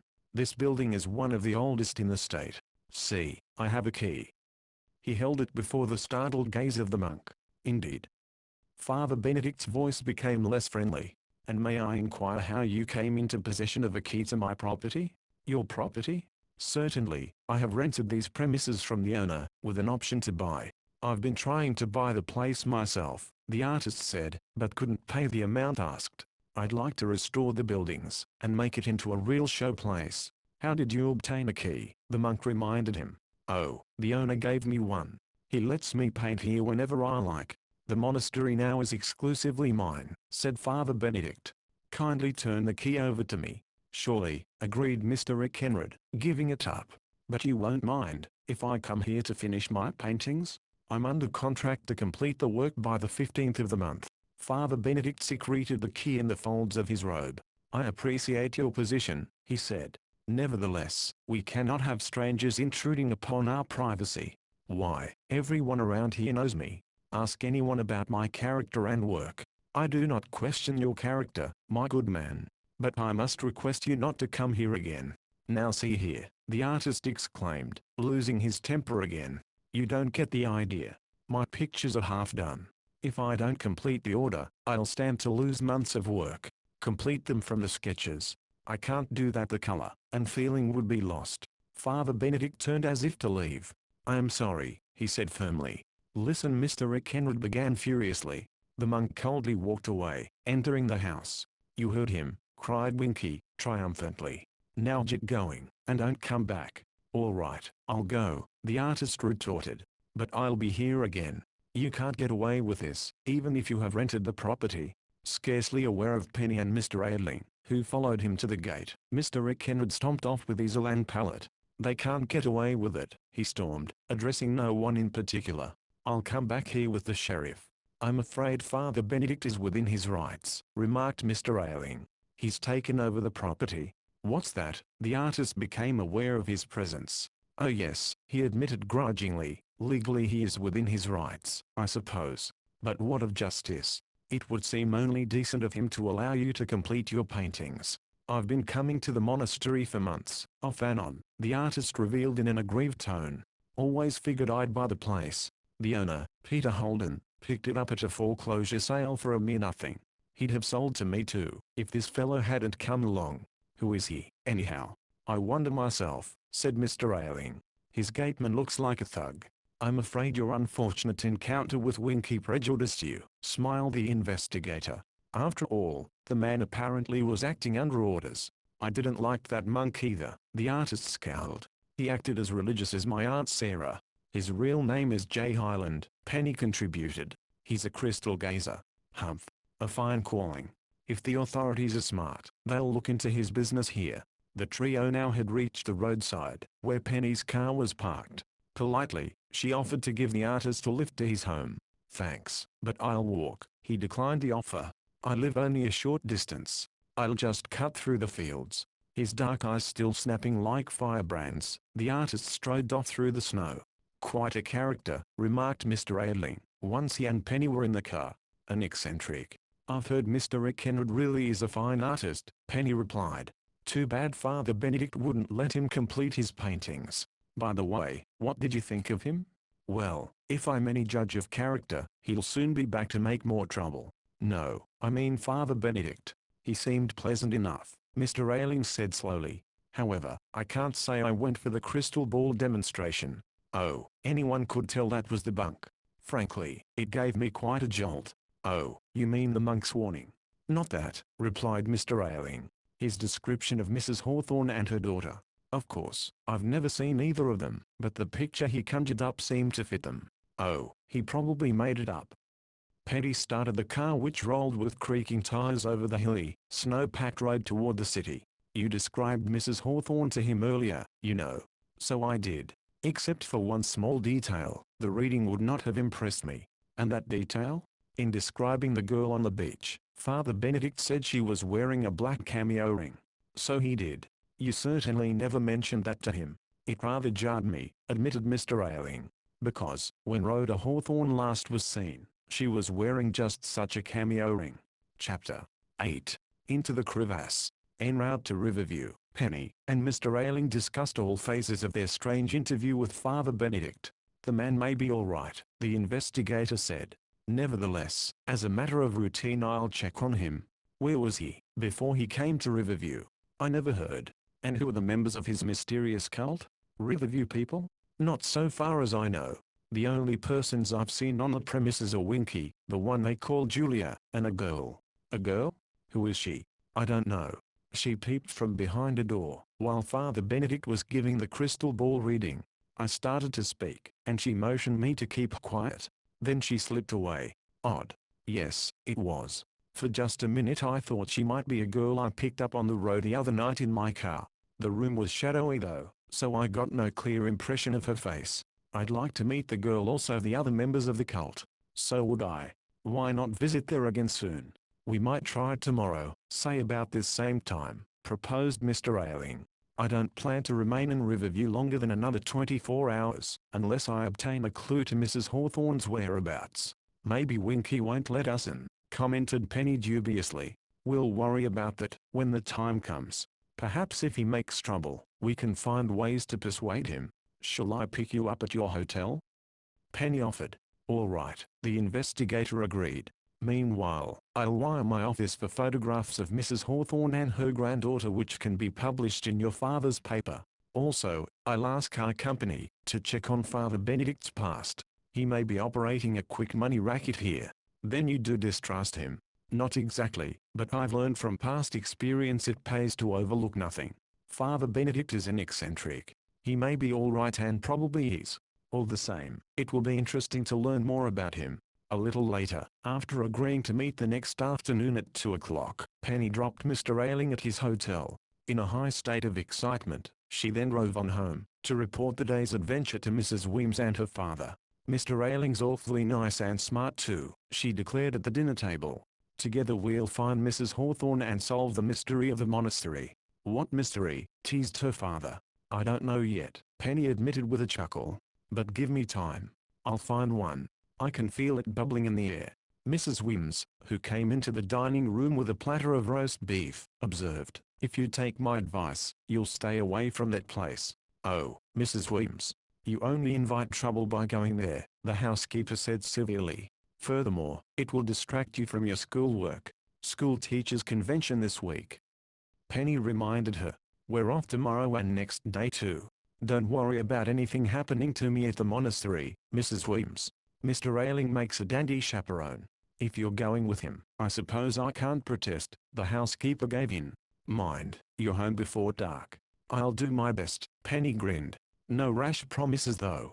The next afternoon, sharp at 2 o'clock, she drove to the front entranceway of the Riverview Hotel. Mr. Ailing was nowhere to be seen. After waiting 10 minutes, she parked and went inside to inquire at the desk. Mr. Ailing has room 416, the clerk told her. Doubt whether you'll find him in just now. He left here late last night and hasn't been back. That's queer, thought Penny. Aloud she asked if the investigator had left any message for her. Nothing, replied the clerk. He didn't say where he was going? No, but he evidently intends to be back. His luggage is still here, and he hasn't paid his bill. To satisfy herself, Penny telephoned room 416. No one answered. Wonder if he could have thought he was to meet me at the monastery, she mused. Guess I may as well drive out there. The sunshine was strong and the day slightly warm. Penny, who had worn heavy skiing clothes, shed her coat before she reached the monastery. Pulling up at the barrier gate, she glanced hopefully about. Mr. Ailing was nowhere to be seen. If he had arrived ahead of her, undoubtedly he was inside the building. As Penny hesitated, wondering what to do, Winky's ugly face appeared behind the iron spokes of the gate. You again, he observed with a scowl. Yes, I'm looking for a friend of mine, Mr. Ailing, who was here yesterday. You think we got him hid somewheres? The gateman asked insolently. I thought he might have come here again. Well, he didn't. And Father Benedict ain't here either. So you can't come in. Though annoyed by the hunchback's curt manners, Penny held her temper in check. I very much wanted to talk to your master, she said. I may ask him to allow me to join the cult. The hunchback's eyes opened wide, and, as was his habit, he then blinked rapidly. You ain't here just to snoop around, he asked with distrust. Such an idea. Penny hoped that her laughter sounded convincing. If you want to join the cult, you can talk to Father Benedict later, the hunchback said grudgingly. But unless you got something to contribute, it's no use trying to get in. Money you mean? Either cash on the line or jewels. And what becomes of the money? It goes for charity. Winky Fast was losing patience. Now cut out the questions, he said crossly. If you want to join the society, talk to the boss. Are there any other girls staying here? Penny had been leading up to this question. Talk to the boss, I said. Winky snapped. Maybe he'll be here tomorrow. Now go away, and stop bothering me. I got work to do. Disappointed by her failure to find Mr. Ailing, or extract information from Winky, Penny returned to the car. Driving along the road a few minutes later, she glimpsed, far over the hills, a skier who descended the steep slope at breakneck speed. It's a wonderful day for skiing, she thought, recalling that all of her equipment was ready in the car. Why don't I make the most of it? Pulling up, Penny got out skis and poles. Hastily waxing the runners, she put them on and set off across the fields toward the distant hill. The loose snow had blown into deep banks and crevasses. Penny frequently had been warned by more experienced skiers that visible crevasses nearly always were a warning of hidden ones. At first as she raced along, she kept alert watch for unexpected breaks or depressions in the snow. But as she drew near the hills to the rear of the old monastery, she frequently shifted her gaze toward the interesting old building. Smoke curled lazily from the hooded chimneys. Otherwise, the premises appeared unoccupied. Then, Penny saw a bent figure coming from the rear of the grounds, pulling a long sled behind him. Why, it's Winky, she recognized him. Now what can he be doing with that sled? Surely at his age he isn't going coasting. More than a little interested, the girl set her course the better to watch the hunchback. Soon she saw him striking off toward a pine woods and a large two-storied log cabin some distance away. At the edge of the woods, not far from the cabin, had been stacked several cords of seasoned logs taken from the forest. Pulling his sled alongside, Winky began to pile it high with the cut firewood. I wonder if that's his wood, thought Penny. So absorbed had she become in Winky's actions, that she neglected to watch the drifts ahead. Too late, she saw that her singing skis were taking her directly into a wide, deep crevasse. Desperately, Penny swerved and tried to check her speed. The break in the snow was extensive, and could not be avoided. Over the brink she shot. Poles flew from her hand and she clutched wildly for a hold on the bank. Failing, she tumbled over and over, landing in an ungainly heap of splintered skis at the base of the deep pit. Chapter 9. A Call for Help. After coming to a stop at the bottom of the crevasse, Penny momentarily was too stunned to move. Gradually recovering her breath, she gingerly twisted first one leg, then the other. Though pains shot through them, no bones were broken. Rolling over on her back, the girl gazed up at the narrow opening far above her. Served me right for being so careless, she thought. But the $64 question is, how am I going to get out? With fingers numb from cold, Penny removed her broken skis. Walls of the hole into which she had fallen were sharp and firm with frozen ice, offering few if any handholds. Unwilling to call attention to her plight unless absolutely necessary, she studied the sheer walls carefully, and then, grasping a projection, tried to raise herself to a ledge just over her head. The ice broke in her fingers, and she tumbled backwards again. Penny now began to suffer from cold. Her clothes, damp from perspiration, were freezing to her body. This is no time to be proud, she thought. I'll have to shout for help, and hope Winky hears me. He's the last person in the world I'd ask voluntarily, but if he doesn't help me, I may be trapped here hours. I could freeze to death. Penny shouted for help, and was alarmed by the sound of her own voice. Not only was it weak, but it seemed smothered by the walls of the crevasse. She knew the cry would not carry far. But as she drew a deep breath preparatory to shouting again, she heard voices only a short distance away. Her first thought was that her cry for help had been heard and someone was coming to her aid. The next instant she knew better. Those who approached were arguing violently. "You stole the wood from my land," she heard the accuser shout. "I saw you pile it on your sled, and you're carrying it away now." Penny recognized the gruff voice of Vernon Kenred, and guessed that he was talking to Winky. Evidently the two were coming closer, for their argument was waxing louder. Forgetting her own predicament, Penny listened intently. The pair were now almost at the brink of the crevasse. "Say something," Kenred roared. "What excuse have you got for stealing my wood?" "Button your lip," Winky retorted. "The boss told me to get some wood for the fires at the monastery. So I done it." "He told you to steal, did he? You'll get your money." "Money isn't the point. I cut that wood myself from my own land, and I want it for my own use. Here, give me that sled. You're hauling it straight back where you got it. Keep your hands off." Penny heard the sound of scuffling, and then above her, at the mouth of the crevasse, she saw the two men struggling. "Look out," she called. Startled by her voice, Kenred turned and looked down. At that instant, when he was off guard, the hunchback struck him. Reeling backwards, the artist tried to recover balance and could not. With a shriek of fright and rage, he fell into the chasm. Penny attempted to break the man's fall with her body. She was not quick enough, and he rolled to the very bottom, ending up on a pile of broken skis. There he lay groaning. If Penny had expected that Winky would be aghast at his brutal act, she was to learn otherwise. "That'll teach you," he shouted in glee. "Don't never accuse me of stealing. Help us out," Penny called. She knew Winky heard her, for he stopped short, and peered down into the crevasse, to see who had appealed for help. Giving no sign he had seen her, he then disappeared. "Maybe he's going for a rope," Penny thought. "But I'd quicker think he's deserting us." Now thoroughly alarmed, the girl crept over the slippery ice to Vernon Kenred's side. He was conscious but stunned. Blood gushed from a cut on the back of his head, and one leg remained crumpled beneath him. With a handkerchief, Penny attempted to stop the flow of blood. She was relieved to note that the wound was a superficial one. "Try to sit up," the girl urged. "If you lie on the ice your clothes will soon freeze fast." Kenred's eyes opened, and he stared blankly at her. "Who are you?" he muttered. "How did you get down here?" "I fell, the same as you. I'm Penny Parker, the girl you met yesterday at the monastery." With her help, the artist pulled himself up on an elbow. "I remember you now," he mumbled. "Did you see that hunchback push me down here?" "Yes, I did. It was a brutal thing to do. I think now he may have gone for a rope." "Don't you believe it?" Kenred said bitterly. "He wouldn't help us if we were freezing to death. The man is a thief. He was stealing my wood. I'll have the law on him." "First we have to get out of here," Penny reminded him. "That's not going to be easy." Kenred became sober as he studied the sharp walls of the crevasse. The only possible handhold was a ledge well above their heads.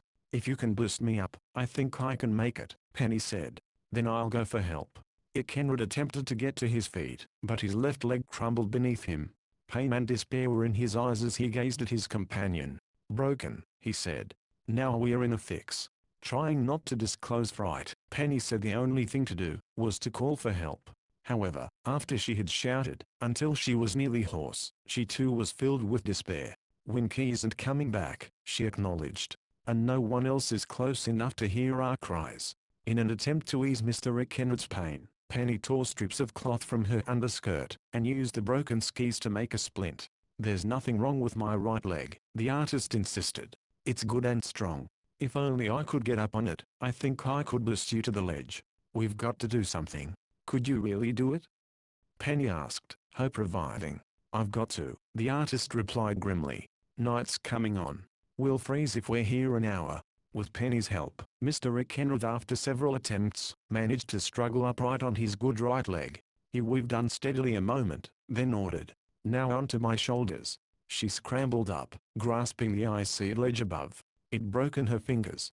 "Hurry," muttered Mr. Ekenrith, gritting his teeth. With desperate haste, Penny obtained another handhold which seemed fairly firm. She could feel Mr. Ekenrith sagging beneath her. Knowing it was then or never, she heaved herself up, and rolled onto the ledge. Miraculously, it held her weight. Relieved of the burden of the girl's weight, Mr. Ekenrith collapsed on the floor of the crevasse again, moaning with pain. "Oh, Mr. Ekenrith." Penny was aghast. "Go on," he urged in a stern voice. "You can make it now. Climb on out and bring help. And be quick about it." Chapter 10. Mr. Ekenrith's Secret. Thus urged, Penny scrambled up the slippery, sloping side of the wall, and reached the top safely. Completely spent, she lay there a moment resting. "Don't give up," she called to Mr. Ekenrith. "I'll get back as fast as I can." The closest house was the artist's own cabin in the woods. Plunging through the big drifts, the girl pounded on the door. Almost at once it was opened by a middle-aged woman with graying hair and alert blue eyes. Seeing the girl's rumpled hair and snow-caked skiing suit, she immediately understood that something was wrong. "You're Mrs. Ekenrith?" Penny gasped. "Yes, I am. What has happened?" "Your husband has had a bad fall and his leg may be broken. We'll need a rope and a sled." Mrs. Ekenrith won Penny's admiration by the cool manner with which she accepted the bad news. After the first quick intake of breath, she listened attentively as Penny told her what had happened. "You'll find a long rope in the shed," she directed. "And a sled? The only one we have is a very small one my grandchildren use when they come here to play. It will have to do. You'll find it in the shed too. While you're getting the things, I'll telephone a doctor to come right out. We'll need a man to help us. No one lives within miles, except those folks who moved into the monastery. We'll get no help from there." Penny said bitterly, "I'll call Riverview for men. We don't dare wait." "Mrs. Ekenrith, your husband is half frozen now. We'll have to get him out ourselves somehow." "If we must, we can," replied the woman quietly. "I'll telephone the doctor, and be with you in a moment." On her way to the shed, Penny looked hopefully across the darkening hills for a glimpse of the lone skier she had seen earlier in the afternoon. He was nowhere visible. By the time Penny had found a rope and the sled, Mrs. Ekenrith joined her. The woman had put on a heavy coat, galoshes, and carried woolen blankets. "How did the accident happen?" she asked, as they plodded through the drifts together. Penny related the unfortunate argument involving the theft of firewood. "Oh, dear. It's Vernon's dreadful temper again," Mrs. Ekenrith exclaimed. "He is a wonderful man, but ready to quarrel if anyone crosses him. In this case, I think he was in the right," Penny replied, helping her companion over a big drift. "I saw the hunchback take the wood, and I heard the argument. When those new people moved into the monastery, I was afraid we would have trouble with them. Something queer seems to be going on there." "How do you mean?" Penny asked, recalling that she had expressed the identical thought at home. "Well, the house is so quiet and deserted by day. Come night, one hears all sorts of weird noises and sees roving lights. Last night I distinctly heard a woman scream twice. It was most unnerving." "Have you noticed anyone, except the hunchback and his master, leaving the building?" "Only a young girl." "Then I didn't imagine it," Penny exclaimed. Mrs. Ekenrith stared at her, puzzled by the remark. Penny did not take time to explain, for they now had reached the crevasse. Anxiously, the rescuers peered down into the darkening hole. "Vernon," his wife cried. At sound of her voice, he stirred and sat up. Relieved that he was still conscious, Penny stretched out prone at the lip of the crevasse. Rapidly, she lowered the rope. "Knot it around your waist," she instructed. Mr. Ekenrith obeyed, and with a supreme effort, got up on his good leg. "Now up you come," Penny shouted encouragingly. "If you can help just a little, I think we can make it." Mrs. Ekenrith was a solidly built, strong woman. Even so, it was all the two could do to pull the artist up onto the overhanging ledge. Completely spent, he lay there for a while as his rescuers recaptured their breath. Then, the remaining distance was made with less difficulty. Penny and Mrs. Ekenred rolled the man onto the sled, covering him with warm blankets. Even then, their troubles were not over. To pull the sled through the drifts to the cabin took the last of their strength. "We did it!" Penny cried jubilantly as they made a saddle of their arms to carry the artist into the warm living room. Mrs. Ekenred threw a log on the fire and went to brew hot coffee. Penny sponged the blood from the artist's head, but did not attempt to bandage it, knowing a doctor was on the way. 20 minutes later, Dr. Wallace arrived from Riverview. After carefully examining the artist's leg, he placed it in a splint and bandaged it. "You'll be on crutches for a few days," he told Mr. Ekenred. "The bone may be cracked, but there is no break. That's the best news I've heard today." Mr. Ekenred declared in relief, "I've got some important business to take up with a certain party." "Vernon," remonstrated his wife. After the doctor had gone, Mr. Ekenred was put to bed on the Davenport, but he refused to remain still. As the pain in his leg eased, he experimented walking with the aid of a chair. "I'll be using my pins in 3 days at the latest," he predicted. "Just as soon as I can get around, I'm going to the monastery and punch that hunchback's nose." "Vernon." "Now don't backquote Vernon me," the artist glared at his wife. "The man richly deserves it. He's a thief and bully." Penny gathered up her mittens which had been drying by the hearth. "You may have trouble getting into the monastery," she remarked. "If Winky sees you first, he'll probably lock the gate." "You think that would stop me? How else could you get in? Over the fence?" "I know a way," the artist hinted mysteriously. "Not another gate?" "No. A secret entrance?" Mr. Ekenred's quick grin told Penny that her guess had been right.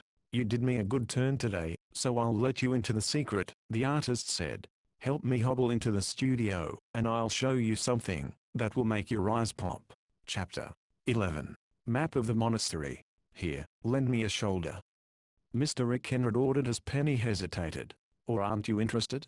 "Oh, I am but your leg." "Stuff and nonsense. The doc said it wasn't broken, didn't he?" "I'll be walking as well as ever in a few days." Supported on one side by Penny, and on the other by his wife, the artist hobbled to the adjoining studio. On easels about the room were many half-completed paintings. Several fine pictures, one of the artist's wife, hung on the walls. A paint-smeared smock had been draped carelessly over a statue. "Vernon," sighed his wife, reaching to retrieve the garment, "you are so untidy. Without you, my dear, I should live like a pig in a sty and revel in it," chuckled the artist. At the desk, amid a litter of letters and papers, were several large sheets of yellowed drawings. "These are the original plans of the monastery," Mr. Ekenred said, placing them in Penny's hands. "They show every detail of the old building, before it was remodeled by later owners." "How did you get these plans, Mr. Ekenred?" "The present owner of the building let me have them to study at the time I planned to buy the property. He would have sold the place to me too if that soft-talking fellow who calls himself Father Benedict hadn't come along." "Vernon, you mustn't speak that way of him," reprimanded his wife in a shocked tone. "I'm sure he's a good kind man of religion. Just because you had a quarrel with his servant, Father Benedict has less religion than I've got in my little finger," the artist growled. "You said yourself only last night that something's wrong at the place. What of those screams we heard?" "It was explained to me that a simple-minded woman named Julia works at the monastery," Penny volunteered. "She is supposed to be easily upset." "Humph," muttered Mr. Ekenred. "All I can say is, Father Benedict surrounds himself with mighty queer people." "It's really none of our affair, Vernon," said his wife mildly. "What goes on there is my business, until the paintings are finished. But Father Benedict and 10 hunchbacks can't keep me away. With these plans I can always outwit them." "What do they show?" Penny could not make much from the dim lines. "The building is built on the pattern of Sherborne in England," Mr. Ekenred explained. He pointed out the main part of the church with nave, south and north transepts, choir, and chapel. "This section is a ruin now, but could be restored. Unfortunately, the roof has caved in, and all paintings and statues were long ago destroyed." "Show me the cloister," requested Penny. "Here it is." The artist pointed with a stubby thumb. "Passages radiate from it. One leads to the old chapter house. North of the cloister is the refectory, used as a dining room. Behind is the abbey's kitchen." "The sleeping rooms?" "They are above the refectory, and also to the west of the cloister. Under the refectory are the cellars. They also extend beneath the old chapel." Have you ever visited them, Mr. Ekenred? The cellars? I have. Also the burial crypt. A few of the old tombs remain in fairly good state of preservation. But where is the secret passageway? Asked Penny. Through the crypt. It leads into the churchyard to the west of the building. Do many people know about it? I rather think I'm the only one. The building owner never bothered to study the plans, because he wasn't interested. Father Benedict may have learned the secret, but if so, he stumbled onto it by accident. Is the passageway well hidden? Very cleverly. From the churchyard, one enters an empty tomb above ground. A passageway leads down to the crypt beneath the old chapel.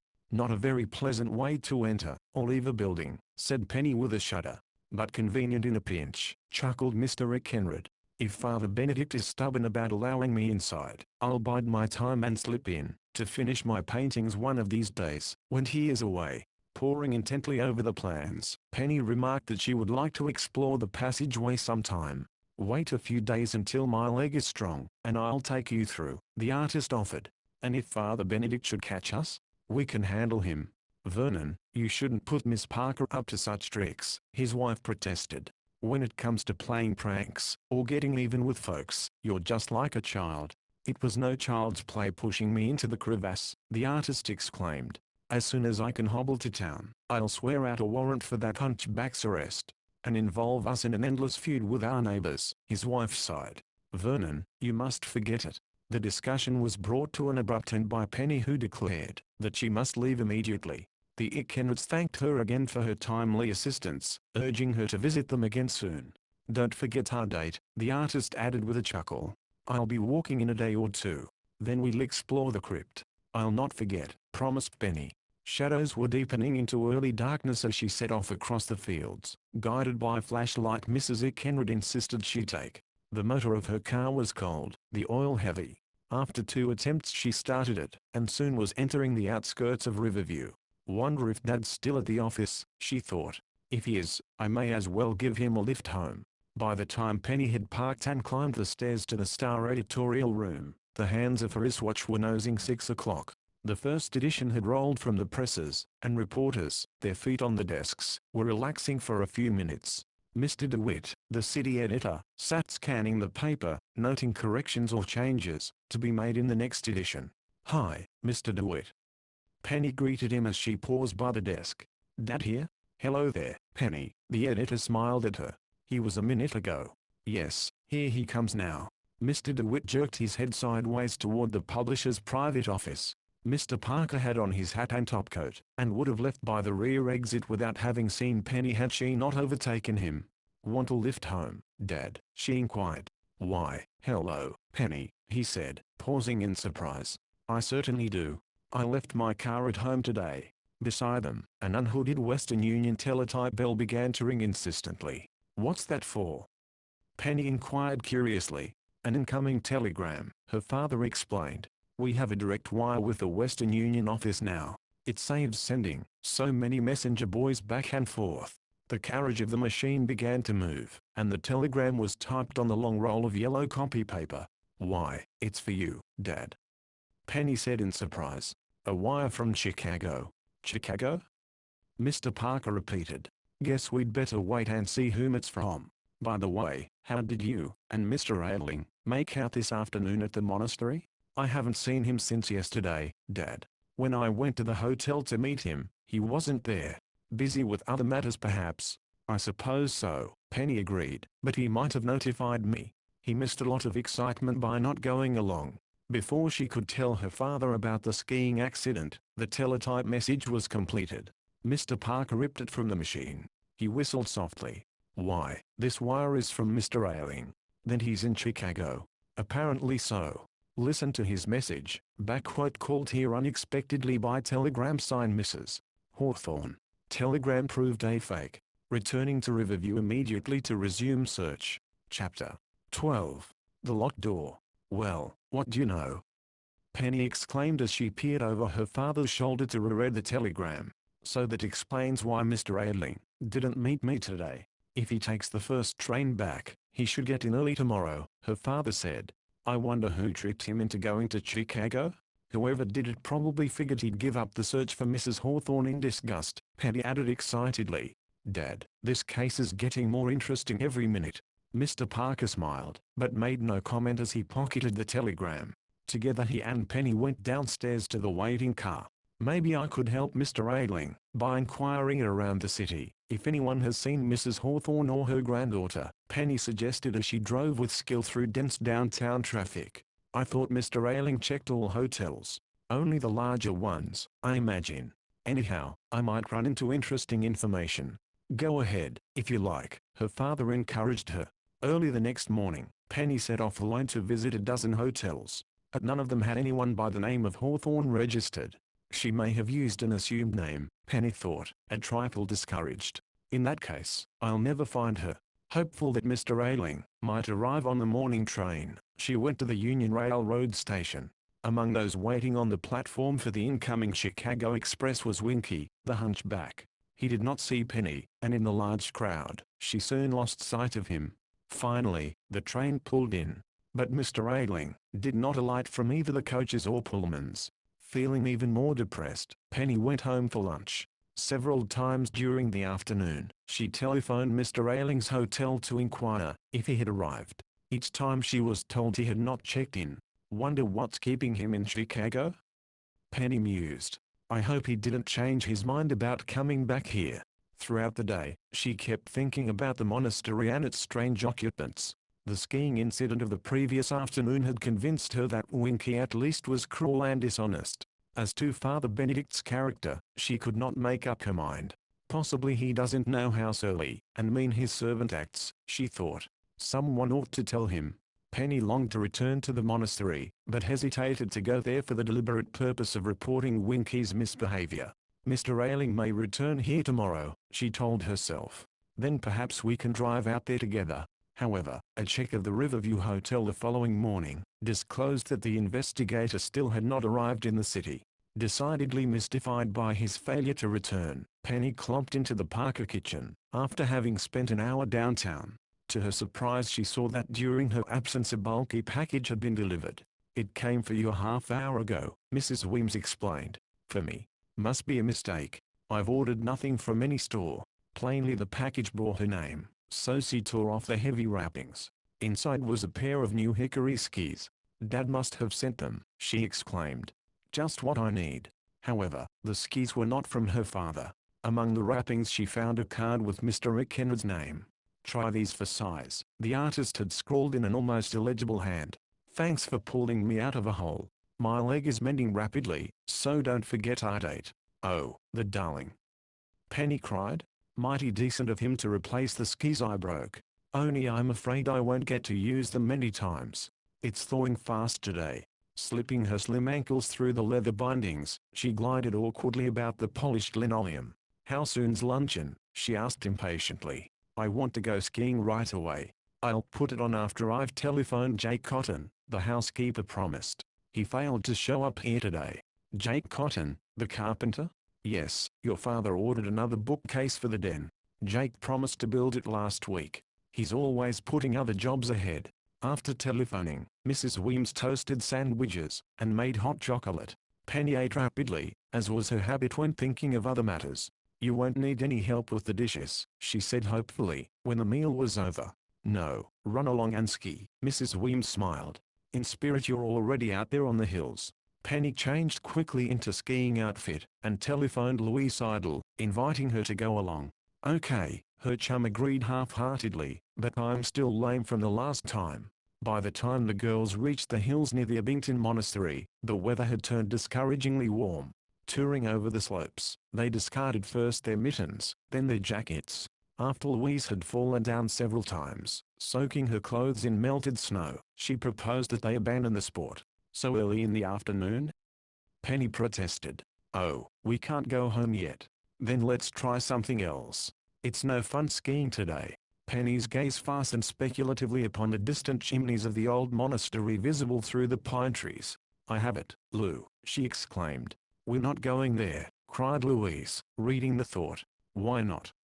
Already Penny was removing her skis. I haven't learned half what I want to know about that place and the people who live there. It gives me the shivers to go near the property. Anyhow, that old hunchback never will let us inside. Why don't we try, just for luck? Come on, Lou, at least we can talk to him. Much against her will, Louise was induced to accompany Penny to the big grilled gate. To their surprise, it stood slightly ajar, as if an invitation for them to enter. The front grounds were deserted, and so was the gatehouse. "We're in luck," chuckled Penny. "Winky's gone off somewhere." Louise's feet were reluctant as she followed her chum to the entrance door of the monastery. "Please," she whispered, but already Penny had thumped the lion's head knocker against the brass plate. Several moments elapsed, and then a peephole panel just above their heads shot open. Old Julia, in white lace cap, her eyes dilated with wonder or fear, peered out at them. Her lips moved in a gibberish they could not understand. "She's telling us to go away," Louise decided quickly. "And that's what we're doing." "No. Wait." Penny held tight to her chum's arm. "Someone else is coming now." Even as she spoke, the door opened, and Father Benedict towered above them in his impressive robes. "Yes?" he inquired. The word was mildly spoken, but with no cordiality.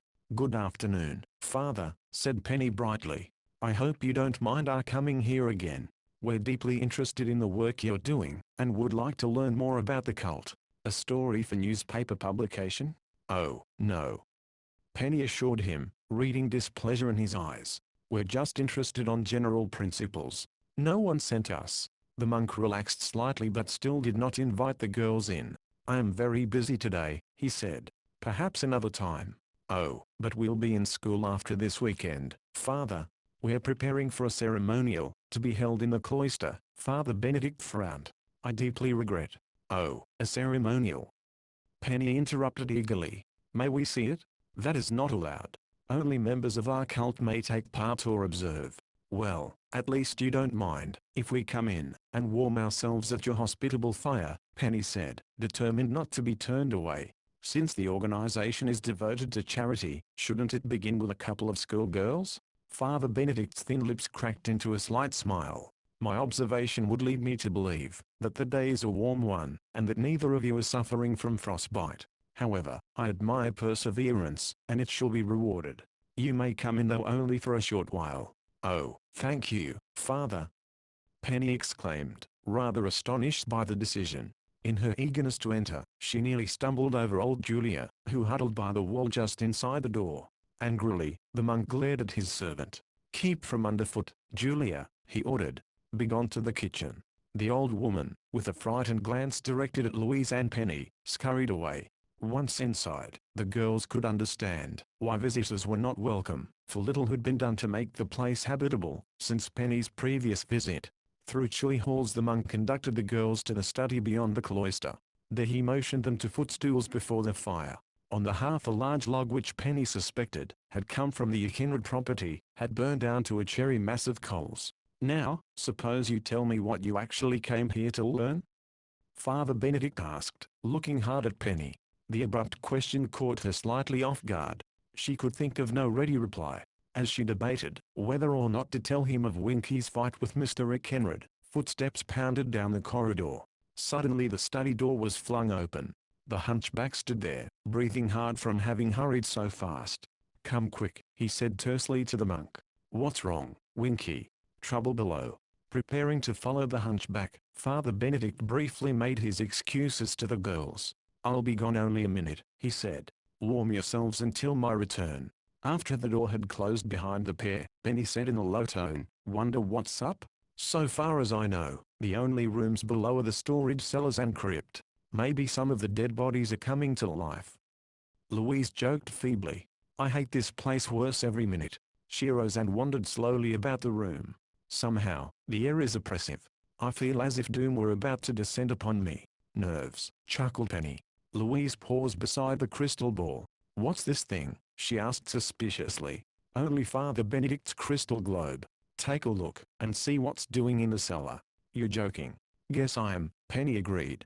Arising, she joined Louise, and for a long moment peered intently into the depths of the crystal ball. Seeing nothing in the glass she muttered in disgust, "Bunk. How does one reach the basement and crypt?" Louise inquired. "According to a plan I saw at Mr. Kenred's, a stairway leads down from the far end of the cloister. Say, why not do a little exploring, while Father Benedict is away? He wouldn't like it. We'll never have a better chance." Crossing the room in long strides, Penny tried to open the door. The knob turned readily, but the door would not open. "Lou," she exclaimed in dismay, "Father Benedict certainly played a nice trick on us. We're locked in." Chapter 13. Old Julia's Warning.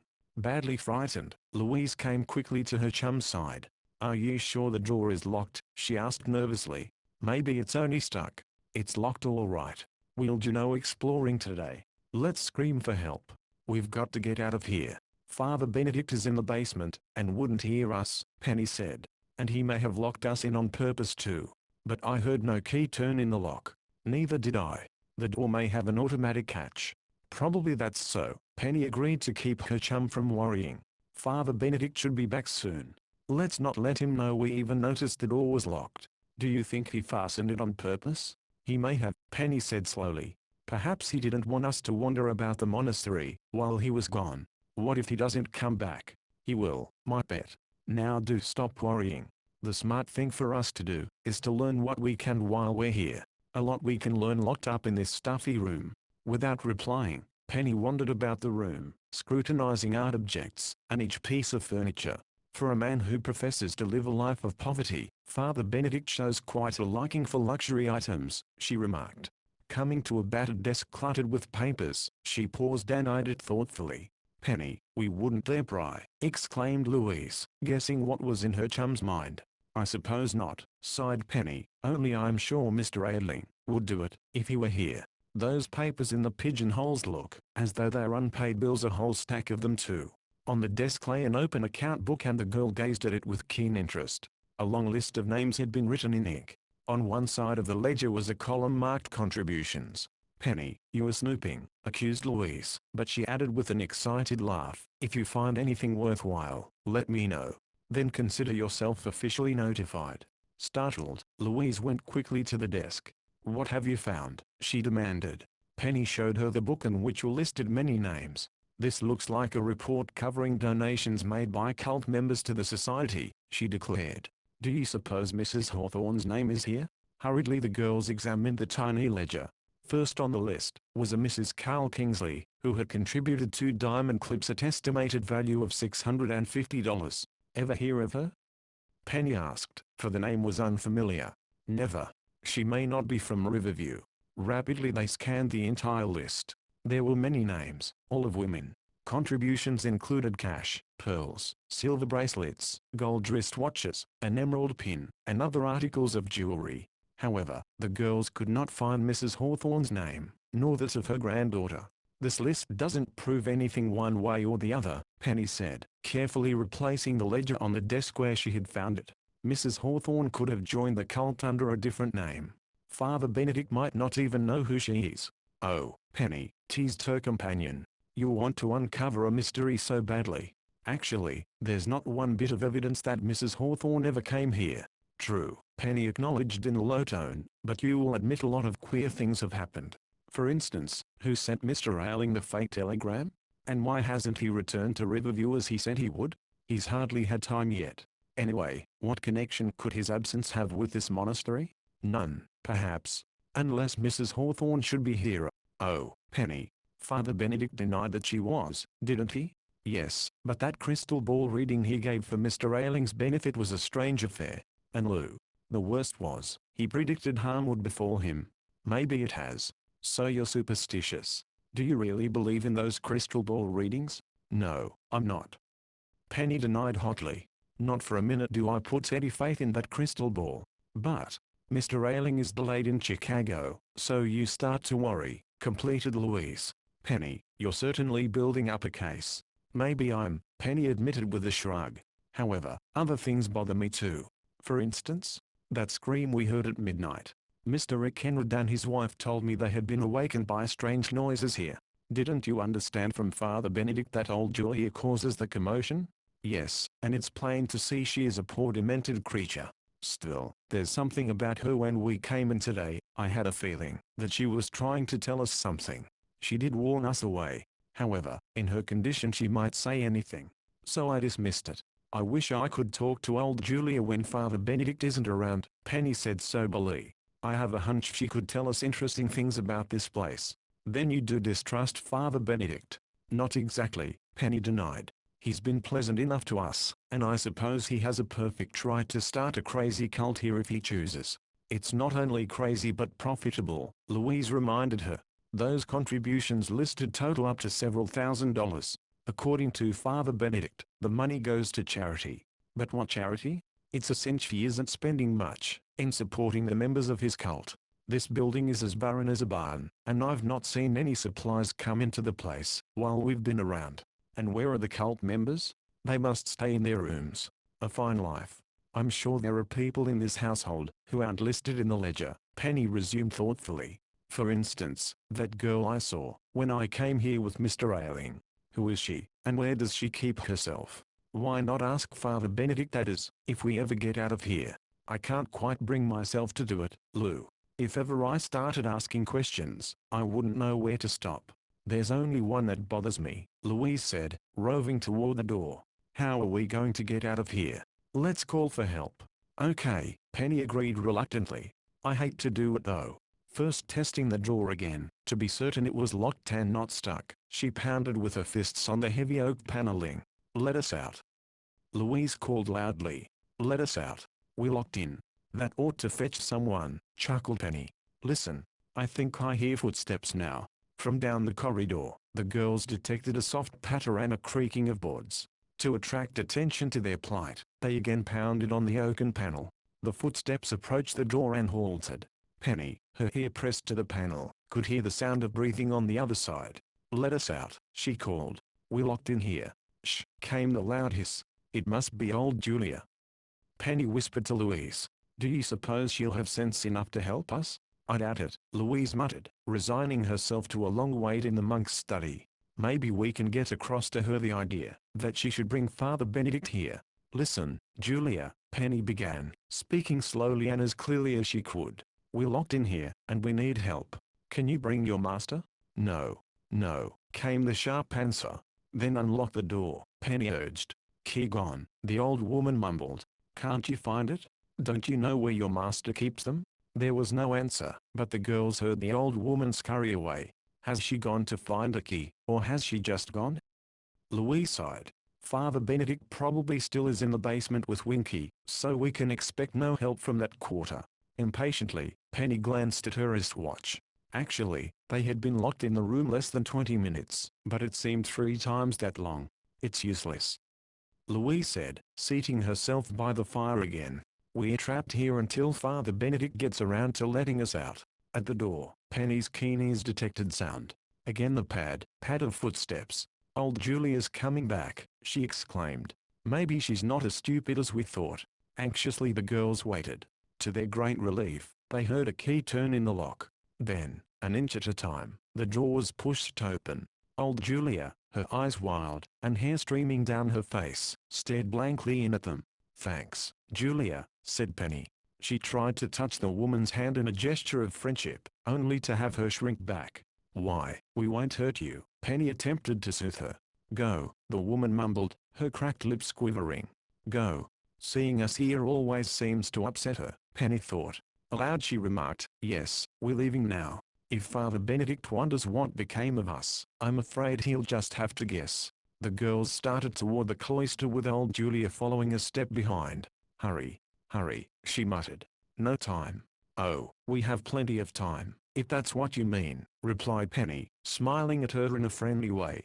Suddenly she halted as the thought occurred to her that she might obtain useful information from the woman, if only she phrased her question skillfully. Julia, you must know everyone who lives here in the dormitory rooms, she began. Do you often see a girl about my age? A strange light flickered for a moment in the old woman's watery grey eyes, then died. She merely stared at Penny. No soap, commented Louise. Let's get out of here. Penny, however, was persistent. Julia, you must have seen her, a girl like me, she emphasized. Does she sleep here? Sleep. The word seemingly had aroused an unpleasant chain of thought in the old woman's twisted mind. Where is the girl's room? Penny probed. Julia did not act as if she had heard the question. She was mumbling to herself, a look of horror upon her face. What's she saying? Louise demanded, unable to catch a word. Penny bent closer. Distinctly she heard the old woman mutter, the canopied bed. In the chapel room. Then old Julia stiffened, and she flattened herself against the wall of the passageway, her eyes wide with fear. Directly ahead, in the doorway opening onto the cloister, stood Father Benedict. Chapter 14. An assignment for Penny. Father Benedict's face was as expressionless as a marble statue, but his dark eyes smoldered with anger. Ignoring Penny and Louise for the moment, he fixed the cringing Julia with stern gaze. "Did I not order you to remain in the kitchen?" he demanded. His voice was low, almost purring. Nevertheless, the woman acted as if she had been lashed with a whip. Mumbling unintelligibly, she scurried off down the covered passageway along the side of the cloister, and disappeared through another doorway. "Please, it wasn't Julia's fault that she was here," said Penny, feeling sorry for the unfortunate woman. "Louise and I called for help, and she came to assist us." "Yes, we were locked in the study," added Louise. "If she hadn't come to our rescue, we would have been there yet." "Do I understand you to say you were locked in?" asked the monk, his shaggy eyebrows lifting in astonishment. "The door sticks sometimes." "It was locked," interposed Penny quietly. "We tried several times to open it. Julia finally let us out with a key." Having divulged this bit of information, she immediately regretted it. A shadow passed over the monk's countenance. "A key," he repeated. "How would Julia know breaking off?" He smiled and completed. "The locks here are very old, and sadly in need of repair. I must have a locksmith in immediately." Father Benedict fixed his gaze upon one of the twisted, weather-stained columns of the cloister, for the moment seeming to forget the girls. Becoming a little uncomfortable, they edged toward the exit. "We'll be going now," said Penny to remind him of their presence. "That is, unless you'll permit us to witness the cult ceremony." "The main hall has not yet been prepared," Father Benedict replied quickly. "We have postponed the ceremony until later tonight. Perhaps we could return then. It would be highly inadvisable." Father Benedict's deep frown plainly showed that he was becoming irritated. "The members of our sect are sensitive to visitors. I regret onlookers are not as yet welcome." "That's telling me in a nice way to mind my own business," thought Penny. Aloud she said, "I see. Well, later on, perhaps." Politely, Father Benedict escorted the girls through the cloister. Penny noted that much of the dirt and debris had been swept away. A beautifully carved stone stairway, which she had failed to notice upon her previous visit, led up to a narrow balcony. Observing that many doors opened from it, she inquired if the dormitories were above. "They are," the monk replied in a brief tone which discouraged further questions. "It's so still in here," remarked Louise as they walked on. "One never would dream many people are staying in the building." "We lead a quiet life," the monk explained. "For the most part, my people spend their time reading, or in meditation and prayer." The three now had reached the front door, and Penny thought she detected an expression of relief upon Father Benedict's face as he opened it for them. "By the way," she remarked, "was anything seriously wrong in the cellar?" "Oh, no. Nothing at all. Merely a leaking pipe. A plumber will take care of it. Thank you, and good afternoon." With no show of haste, but very firmly, the monk closed the door in their faces. "Well, how do you like that?" Penny muttered. "I never received a smoother brush-off." Snow was melting fast, and running in rivers down the brick walk as the girls sauntered toward the gate. Winky was nowhere to be seen, but knowing he might be close by, they were careful not to discuss Father Benedict until they were well beyond the property boundaries. "Well, I guess this puts an end to your visits here," remarked Louise as they walked toward the parked car. "Father Benedict seems determined not to let you witness one of the cult ceremonies, which makes me all the more determined to see one. I have a hunch he'll turn you away if you call at the monastery again." "Why don't you forget the place, Penny?" "I should say not. I have an idea, it just came to me." "I suppose you'll sneak back at night or something equally as dramatic," teased Louise. Penny plucked an icicle from a roadside bush, nibbling at it thoughtfully as she replied, "Only as a last resort. No, I'll drop in at the newspaper office and get Mr. DeWitt, the city editor, to assign me to do a feature story on the ceremony tonight. If I officially represent the Riverview Star, Father Benedict can't so easily turn me away." The girls had reached the car. Stowing their skiing equipment, they motored rapidly toward the city. "What did you think of old Julia?" Penny inquired as they neared Louise's home. "Especially her remark about the canopy bed in the chapel? Who ever heard of a bed of any kind in a chapel?" Louise scoffed. "She's dizzy, that's all. From a map Mr. Kenrid showed me, I know the chapel is just off the cloister above the crypt, Penny recalled, switching on the windshield wiper to clear the glass of melting snow. I suppose it could have been converted into a bedroom. I don't think her remark meant a thing. She mumbles most of the time. True, but the thing I noticed was that she seemed so afraid of Father Benedict. Do you suppose he abuses her? Oh, Penny, a man of his calling? He's not a real monk. Apparently this cult is only an order that has been in existence a short time.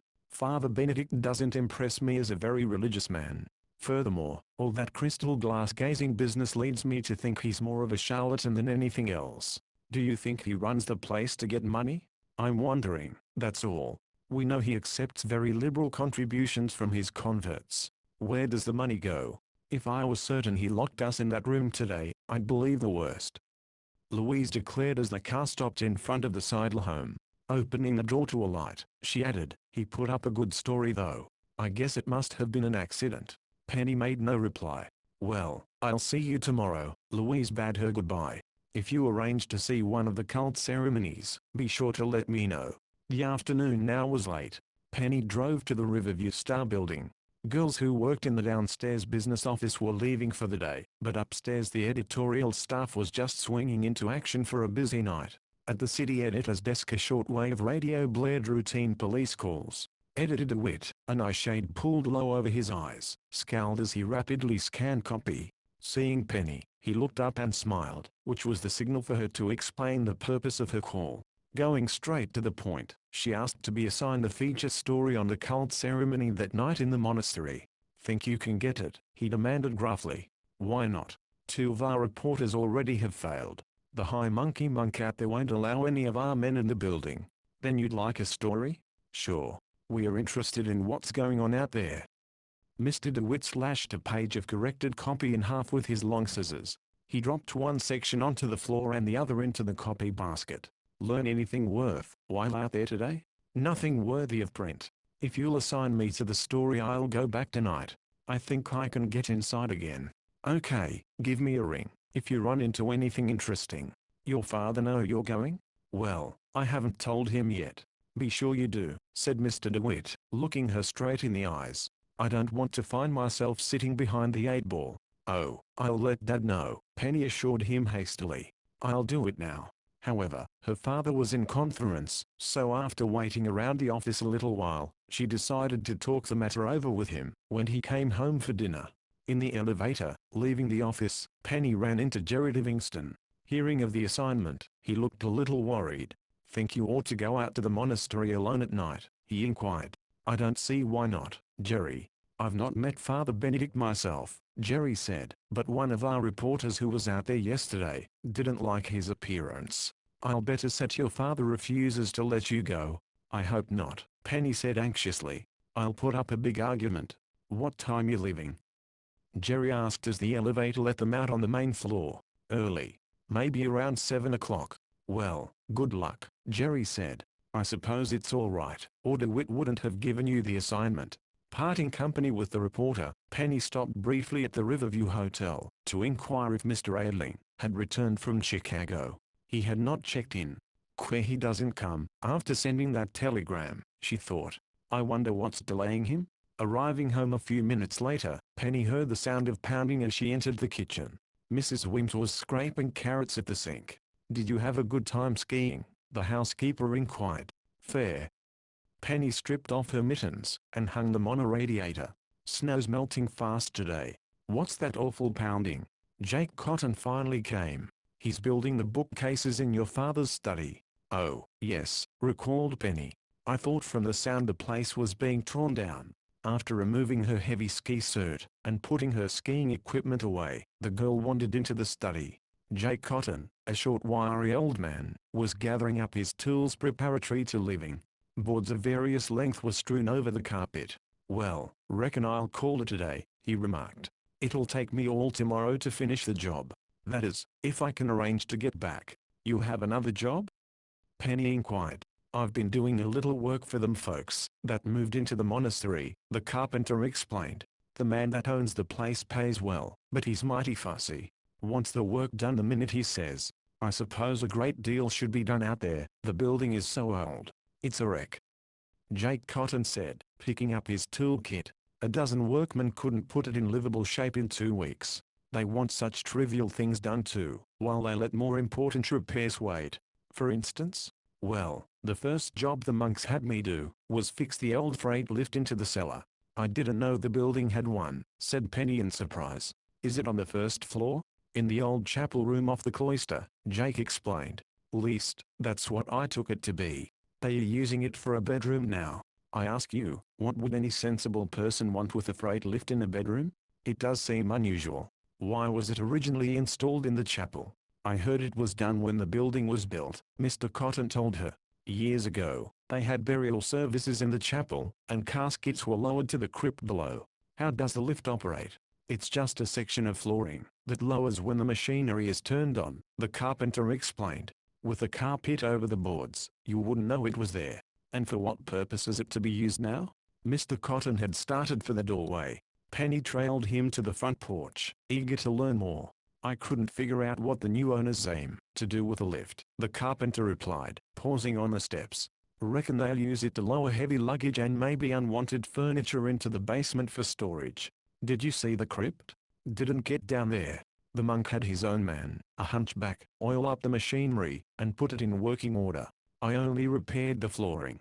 So the room is used as a bedroom now? Look that way to me. Leastwise, I saw a big bed in there. One of them old-fashioned contraptions with a lot of dust-catching draperies over it. Not a canopied bed. Reckon it was, Mr. Cotton answered carelessly. Well, see you tomorrow, if I'm not called back to the monastery, to do another rush job. So long. Before the startled Penny could ask another question, he hurried off down the darkening street. Chapter 15. Footprints in the snow. Jake Cotton's careless remark about the canopied bed at the monastery filled Penny with deep excitement. Perhaps old Julia isn't as crazy as she seems, she thought. The place does have a canopied bed, and she may have been trying to tell me something about it. Now more than ever, Penny was determined to revisit the monastery that night. Many unanswered questions plagued her. Not only was she curious to witness a cult ceremony, but also she wished to learn the identity of the strange girl who lived on the premises. And she hoped to view the chapel room with the freight lift and, if possible, to see the canopied bed of which old Julia had prattled so unintelligibly. Hastening into the house, Penny sought Mrs. Weems in the kitchen. "Anything I can do to help with dinner?" she inquired. The housekeeper, in the act of putting a kettle of potatoes on the fire to boil, eyed her with instant suspicion. "And where do you plan to go when dinner is over, may I ask?" she inquired. "Only out to the monastery." "Again? You came from there not a half hour ago." "Oh, Mr. DeWitt assigned me to cover a cult meeting tonight," Penny assured her hastily. "And your father approves?" "Haven't seen him yet. He ought to be coming home any minute now." "Your father telephoned he will be detained," Mrs. Weems explained. "I doubt he'll be home before 9 o'clock. So the monastery expedition is out of the question." "Oh, Mrs. Weems." Penny was aghast. "I promised Mr. DeWitt. He's depending on the story." "That's neither here nor there," the housekeeper replied, though she softened a little. "I simply can't allow you to go to the monastery alone at night." "Oh, I'll start right away just as soon as I can grab a bite of dinner," Penny broke in eagerly. "If Father Benedict refuses me permission to see the ceremony, then I can come back." "You can, but will you?" "Eventually, at least," Penny grinned. "Oh, Mrs. Weems, have a heart. Can't I telephone Dad somewhere?" The housekeeper shook her head. "He's in an important meeting, and can't be disturbed until it's over." "But you will let me go?" "I won't be gone long." "Oh, I suppose I'll have to give in," Mrs. Weems sighed. "I usually do. I'll hurry dinner along, so you can get back early." While the housekeeper fried pork chops, Penny set the table, and prepared a salad. When the meal was ready she ate with a haste that shocked Mrs. Weems. "I declare, your table manners become worse every day," she protested. "Your mind isn't on what you are doing. It's on what I'm about to do." Penny chuckled, getting up from the table. "I don't want any dessert tonight. See you later." Donning a heavy coat, and slipping a flashlight into one of the deep pockets, she left the house. The night was dark, for as yet there was no moon. Penny drove rapidly through Riverview, and along the lonely road, which led to the monastery. Despite the speed of her car, she soon noted that another automobile was overtaking her. The girl pressed her foot a little more firmly on the gasoline pedal, but still the other car gained. She was driving 45 miles an hour when the big black car passed her, traveling at least 60. On the narrow road, Penny was crowded dangerously close to the ditch. "The nerve of some people," she muttered in disgust. "No wonder there are so many highway accidents." Penny caught only a fleeting glimpse of the black car's driver, a man hunched low over the steering wheel. "Why, that looked like Winky," she thought. "And another man was with him in the front seat. I wonder if it was Father Benedict?" Penny speeded up, but found it impossible to keep the car in view. When she skidded at a curve, she wisely slowed down and abandoned the chase. Approaching the monastery 10 minutes later, the girl decided to park a short distance from the entrance gate. She left the car at the roadside beyond view of the gatehouse, and tramped on through the slush and snow. Coming within sight of the ancient building, she paused. The big gate stood ajar, and on the driveway stood the black automobile which had passed her car down the road. So it was Winky, she thought. At the gateway, Penny gazed carefully about the grounds. The hunchback was nowhere to be seen, and the gatehouse remained deserted. So far, so good, she encouraged herself. Now if only Father Benedict doesn't refuse to let me into the house. Thinking over what she would say to the monk, Penny walked slowly up the driveway. Nearly all of the snow had melted, leaving large puddles to be avoided. However, near where the black car had been parked, a section of yard was shadowed from the sun during the day. Here the damp snow remained in deep banks. As Penny passed the car, she noticed a double set of men's footprints leading from the parked automobile toward the rear of the premises. Also, she observed long marks which indicated that two men had dragged a heavy object over the snow. "I suppose it was a sack of potatoes or supplies for the monastery," she mused. "It must be a job keeping this place in operation. Riverview stores never would make deliveries so far out." Windows of the monastery were dark, though far inside the building dim lights could be seen. With a feeling akin to dread, Penny went to the door, and rapped with a brass knocker. Now that she actually was embarked upon adventure, she rather regretted she had promised Mr. DeWitt a feature story. By night the monastery seemed more austere and unfriendly. Minutes elapsed and no one came to answer the door. Impatiently, Penny clanged the knocker several times in rapid succession. Only then did she hear approaching footsteps. At last the big door swung outward to reveal Father Benedict. His eyes narrowed with displeasure as he saw her. "Well?" he inquired. Penny observed that he was a little breathless from having hastened. "I don't suppose you expected to see me here again so soon," she began with forced gaiety. "Do you mind if I witness the cult ceremony tonight? We discussed it this afternoon." "I am very sorry." Father Benedict began to close the door. "I want to write a little story about it for the newspaper," Penny went on, talking fast. "If you'll only—" The door closed in her face. Distinctly she heard a key grate in the lock. "Well, how do you like that?" Penny muttered angrily. "Who does he think he is, anyhow?" She started away, only to pause, and gaze thoughtfully back at the darkened windows. To return to the newspaper office without a story would be humiliating. A good reporter never failed. There must be some way to see that ceremony, she reasoned. Perhaps I can slip in through a rear door. Penny circled the building, taking care to avoid snow patches, where revealing footprints would be left behind. She crossed through the old churchyard with its toppled, weather-stained stones, passing close along the church wall. Coming to a small arching door, she tried the knob. "Locked," she muttered in disgust. "One would think this place were a jail." Halfway around the building Penny found another door which evidently opened into the kitchen. It too was locked. "I'm out of luck," she decided, losing heart. And she turned away, intending to return to her car. She noticed a window at shoulder level, opening from a kitchen wall. A ventilator screen had been inserted to permit free circulation of outside air. Penny carefully studied the window. A crack between the screen and window frame encouraged her to hope that the mesh might be removed. Obviously, the plan had disadvantages. In removing the screen, she might make too much noise and be detected. Furthermore, a wide patch of snow separated her from the window. She could not reach the wall without leaving a trail of telltale footprints. Then an idea flashed into Penny's mind. How easy it would be to make deceptive prints in the snow merely by walking backwards. If Father Benedict discovers my show tracks, he'll think someone from inside the building crawled out the window, she chuckled. At least I hope he will. Now completely dedicated to the adventure, the girl carefully backed toward the window. She took each step slowly, to make a distinct print. Reaching the window, she tried the ventilator screen. To her delight, it folded like an accordion when she pushed one side against the edge of the window. Making no sound, she removed it. Listening a moment to make certain no one was close by, Penny raised the window higher. Then on strong arms she swung herself up and over the ledge. The girl found herself in a large kitchen lighted only by a smoldering log in a great cavern of a fireplace. Rows of copper pans hung on the smoke-stained walls. In a huge black kettle, watery soup simmered over the fire. Penny turned to close the window, and stepped squarely on the tail of a drowsing cat. "Yeow!" screeched the frightened animal. Penny huddled against the wall, listening. Her heart sank as she heard heavy footsteps in the passageway. The howling cat had brought someone to investigate.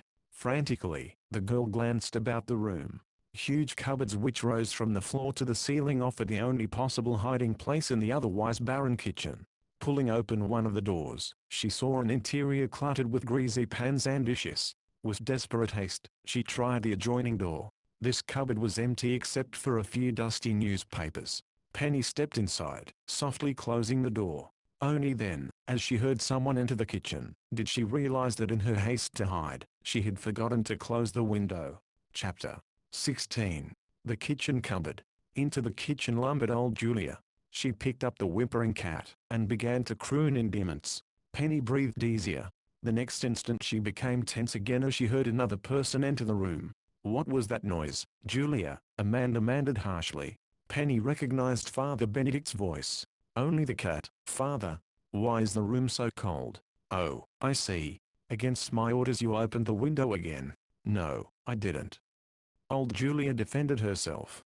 "I hain't been near a door or window since you told me not to talk to nobody nor let him in. I don't talk to nobody, only Patsy, the cat." "Nice Patsy. You're a stupid old woman. What made the cat howl?" "I dunno. She must have seen a mouse. Cats don't howl unless they are hurt." "You opened the window." "No, I didn't," the old woman cried. "Don't strike me. I'm telling you the truth." Penny heard the monk walk to the window. Her heart skipped a beat when he said, "Perhaps you are, Julia. I can see footprints in the snow. Someone crawled out through this window. You helped the girl get away." I didn't, whimpered Julia.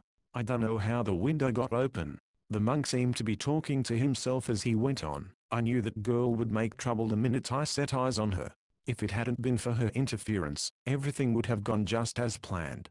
Now she'll have to pay for her folly." For a moment Penny thought Father Benedict was speaking of her.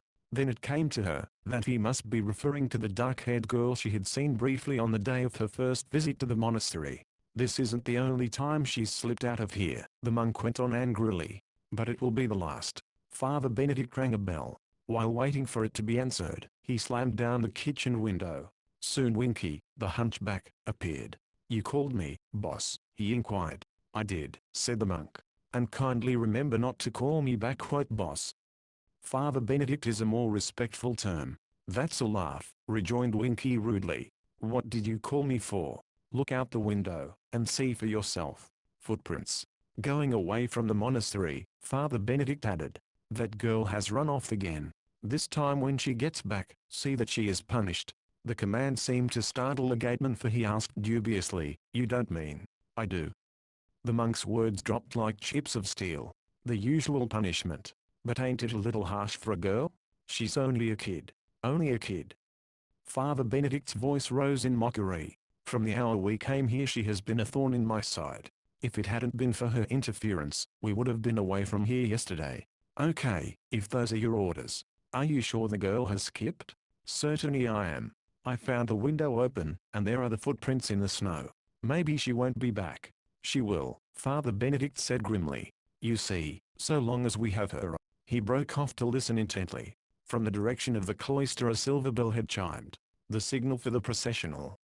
Father Benedict exclaimed, interrupting himself. "I must go." In the doorway he apparently paused, for Penny heard him say to Julia, "Start dishing up the soup ready to serve, as soon as the ceremony is over. A bowl and 4 crackers to each person." "Is that all they are getting to eat?" Winky inquired. "We are in for a lot of squawks." "You forget that the members of our sect have taken a vow of poverty and abstinence," retorted the monk with heavy sarcasm. "If there are any complaints, I know how to handle them." "You sure do," agreed Winky, his laughter crackling. "I'll hand you the gold-plated medal for that." Voices of the two men died away, informing Penny that they had gone, and she huddled in the cramped quarters. She could hear Julia moving about the kitchen. The woman sighed heavily and once muttered, "Woe is me. Wished I was dead, I do." Minutes elapsed and the girl became increasingly uncomfortable and impatient. Old Julia showed no inclination to leave the kitchen. "I've got to get out of here, or I'll miss the entire ceremony," Penny told herself. "Well, here goes. If Julia screams, I'm a cooked goose." Opening the cupboard door a tiny crack, she peered out. Old Julia had lighted candles. In their flickering light she could be seen with her back to Penny, stirring the soup. On the table beside her were 10 wooden bowls. "It's now or never," the girl thought. "Julia may give me away, but I'll have to chance it." Opening the door wider, she moved noiselessly out, and glided across the floor. A board creaked. But as Julia turned her head, Penny reached out, and covered her mouth with her hand. Seeing her, the old woman's eyes dilated with fear, but she could not speak. "Don't try to scream. Don't say a word," Penny warned. "I won't hurt you. I'm here to help you." The old woman tried to break from the girl's grasp. Penny kept talking to her in a soothing tone until gradually she relaxed. "Will you keep quiet if I release you?" she finally demanded. The old woman's head bobbed up and down. Penny removed her hand, expecting the worst. But Julia did not scream. Instead, she stared fixedly at the girl.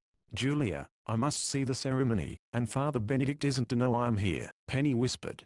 "Will you keep my secret?" Again Julia's head inclined, but the look of terror remained in her eyes. "Go," she whispered, pointing to the window. "Leave while there is time. Not until I've seen the ceremony. Julia, I need a robe. Where can I find one?" So stupidly did Julia stare at her that Penny was certain the woman did not understand. However, after a moment she shuffled to one of the storage cupboards, where linen was kept. Returning with the white cotton robe, she placed it in the girl's hands. Penny put the garment on over her coat, pulling the hood well down over her blonde curls. Then, with another whispered warning to Julia not to reveal her presence, she left the kitchen. The disguise gave her renewed confidence, for in the shadowy hall she felt that only at close range would anyone recognize her. 3 stone steps led up to the cloister. Approaching with great caution, Penny observed that it too had been lighted with candles. In the center of the cloister near the old fountain, Father Benedict's crystal globe had been set up. On either side, stood stately rows of tall candles. Impressive as was the sight, Penny had no time to admire it, for a door had opened. Winky came in, dragging a girl by the wrist. With a shock Penny recognized her as the same girl she had seen while visiting the monastery with Mr. Ailing. "And she's the same one Louise and I picked up in our car," she thought. The girl struggled to free herself from the hunchback's firm grasp. "Let me go," she cried, kicking at him. "Let me go." "Oh, no, you don't," he taunted her. "This time you'll have to pay for sneaking out of the house and coming back." "I don't know what you're talking about," the girl retorted. "I've not been out of this house tonight. If I could get away, I'd bring the police and have you arrested. You can't mistreat me. Let go my wrist." Before Winky could answer, another door opened to admit Father Benedict. Walking straight toward the hunchback he exclaimed harshly, "Fool! Don't bring her in here. The ceremony is starting. Lock her up, and be quick about it." Chapter 17.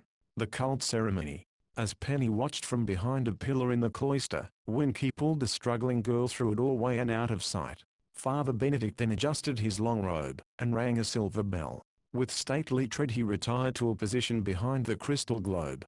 An instant later from the far side of the cloister, a door was flung open. A procession of 10 persons in white robes moved slowly into the shadowy room. As far as Penny could tell, all who participated were women, many of advanced age. Leaders of the strange procession carried banners embroidered in silver and gold symbols. The white-robed figures moved slowly along the passageway, and Penny saw that they would pass the pillar where she stood. Fearing detection, she shifted position slightly to avoid being seen. But as the mumbling, chanting group passed her, she was overcome with a sudden impulse to join the procession. "If I can get up close, I'll be able to hear what is said," she thought. "Maybe I'll learn the secret of Father Benedict's strange power over these people." As the procession passed the pillar, Penny attached herself to the rear. With bowed head, she followed the others who formed a semicircle about the fountain. The monk began to chant in Latin, which Penny could not understand. However, his gestures were eloquent, and despite herself, she was impressed. Presently he spoke in English, quoting the White Lady of Sir Walter Scott's The Monastery. Mortal warp and mortal woof cannot brook this charmed roof.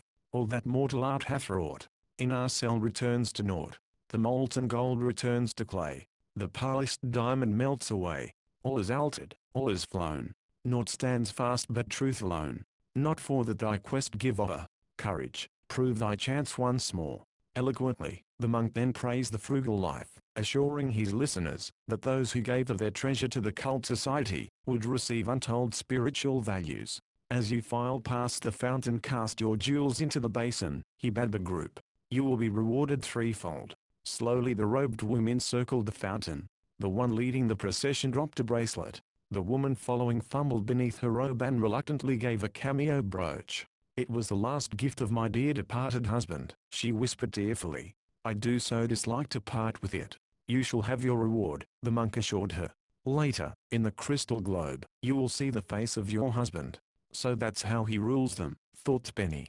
He plays upon their emotions, and then pretends to conjure up visions of departed relatives. Another woman stripped a diamond ring from her finger, and cast it into the bowl of the fountain. The one who followed her, stood empty-handed. Where is your contribution? Demanded the monk. I have none, O master. At the last ceremony, I gave all. Those who have no gift for the celestial spirits receive no rewards, Father Benedict said sharply. Please, pass on, ordered the monk. Realization now came to Penny, that in another moment she too would be expected to drop her contribution into the fountain. What could she give? On her third finger the girl wore a silver-colored ring with a red glass stone. She had won it several days before at a church party fish pond, and despite the fact that it obviously had been bought in a dime store, had kept it. As Penny's turn came she removed the cheap ring and let it fall into the basin of the fountain. Keeping the hood well over her face, she mumbled in a disguised voice, I give my precious ruby ring. Blessings upon you, my good woman, said the monk approvingly. The celestial spirits will remember your generosity. Father Benedict now led the procession to the refectory, where supper was to be served. The room was draughty and barren except for one long table and benches. Old Julia had set out the wooden bowls of soup and crackers, thoughtfully remembering to set an extra one for Penny. No other food was in evidence. Soup again? Asked one of the cult members in bitter disappointment. We are hungry. We've had little more than soup since we came here, exclaimed another old lady plaintively. Are you so soon forgetting your vows? Chided Father Benedict. Material things have no true meaning. Grumbling a little, the women sat down at the table and began to eat. Penny took an empty place near the door. She tasted the soup and nearly gagged. Father Benedict did not join the group. After lingering a few minutes he quietly slipped away. This offered Penny an opportunity to leave without arousing the monk's suspicions. I must learn more about that girl, who is locked up here somewhere, she thought. Perhaps I can help her escape. Still wearing the white robe, Penny started back to the cloister. The cult ceremony which she had witnessed greatly disturbed her. Father Benedict is taking unfair advantage of these people, she told herself. He accepts their jewels, and gives nothing in return. Furthermore, he is cruel. Voices in the cloister directly ahead warned the girl to proceed cautiously. Keeping close to the wall, and holding her robe tightly about her, she crept closer to the fountain. The candles had all been extinguished. However, Father Benedict and Winky were there, working by the light of a lantern. Fish out the jewels, and be quick about it, the monk ordered his servant. We must be finished, before they are through in the refectory. The hunchback scrambled down into the bowl of the fountain, and groped with his hands for the trinkets the cult members had thrown away. Did the old lady kick in with the sapphire tonight? Winky asked as he worked. No, the monk answered. She sent word that she was too sick to leave her room. I suspect that girl put her up to it. You going to let her get by with it? I'll talk with her later tonight, Father Benedict said. If she doesn't come across by tomorrow, we'll find ways to persuade her. You've been saying that ever since she came here. If you ask me, we won't never have any luck with her, until we get rid of the girl. She's been a wrench in the machinery from the start. I'm afraid you're correct, Winky, sighed the monk. But I do so dislike violence. Well, if it must be, so be it. You assigned her to the room with the canopied bed? I locked her in like you said. Winky, having gathered all of the trinkets, scrambled out of the stone basin onto the tiled cloister floor. "What have we here?" asked the monk eagerly. Winky spread the contributions on a handkerchief. Father Benedict held the lantern closer to inspect the articles. "Junk. Trash," he exclaimed. "Only the diamond has any value." "How about this ring?" demanded Winky, picking up Penny's dime store contribution. "Glass." In fury, the monk hurled the ring across the cloister. Penny suppressed a giggle, but Father Benedict's next words sent a shiver down her spine. "This settles it," he said. "I'll talk to the old lady now. If she refuses to give up the sapphire, then you know what to do with the girl." "I'm waiting for the chance," growled the hunchback. "Just say when."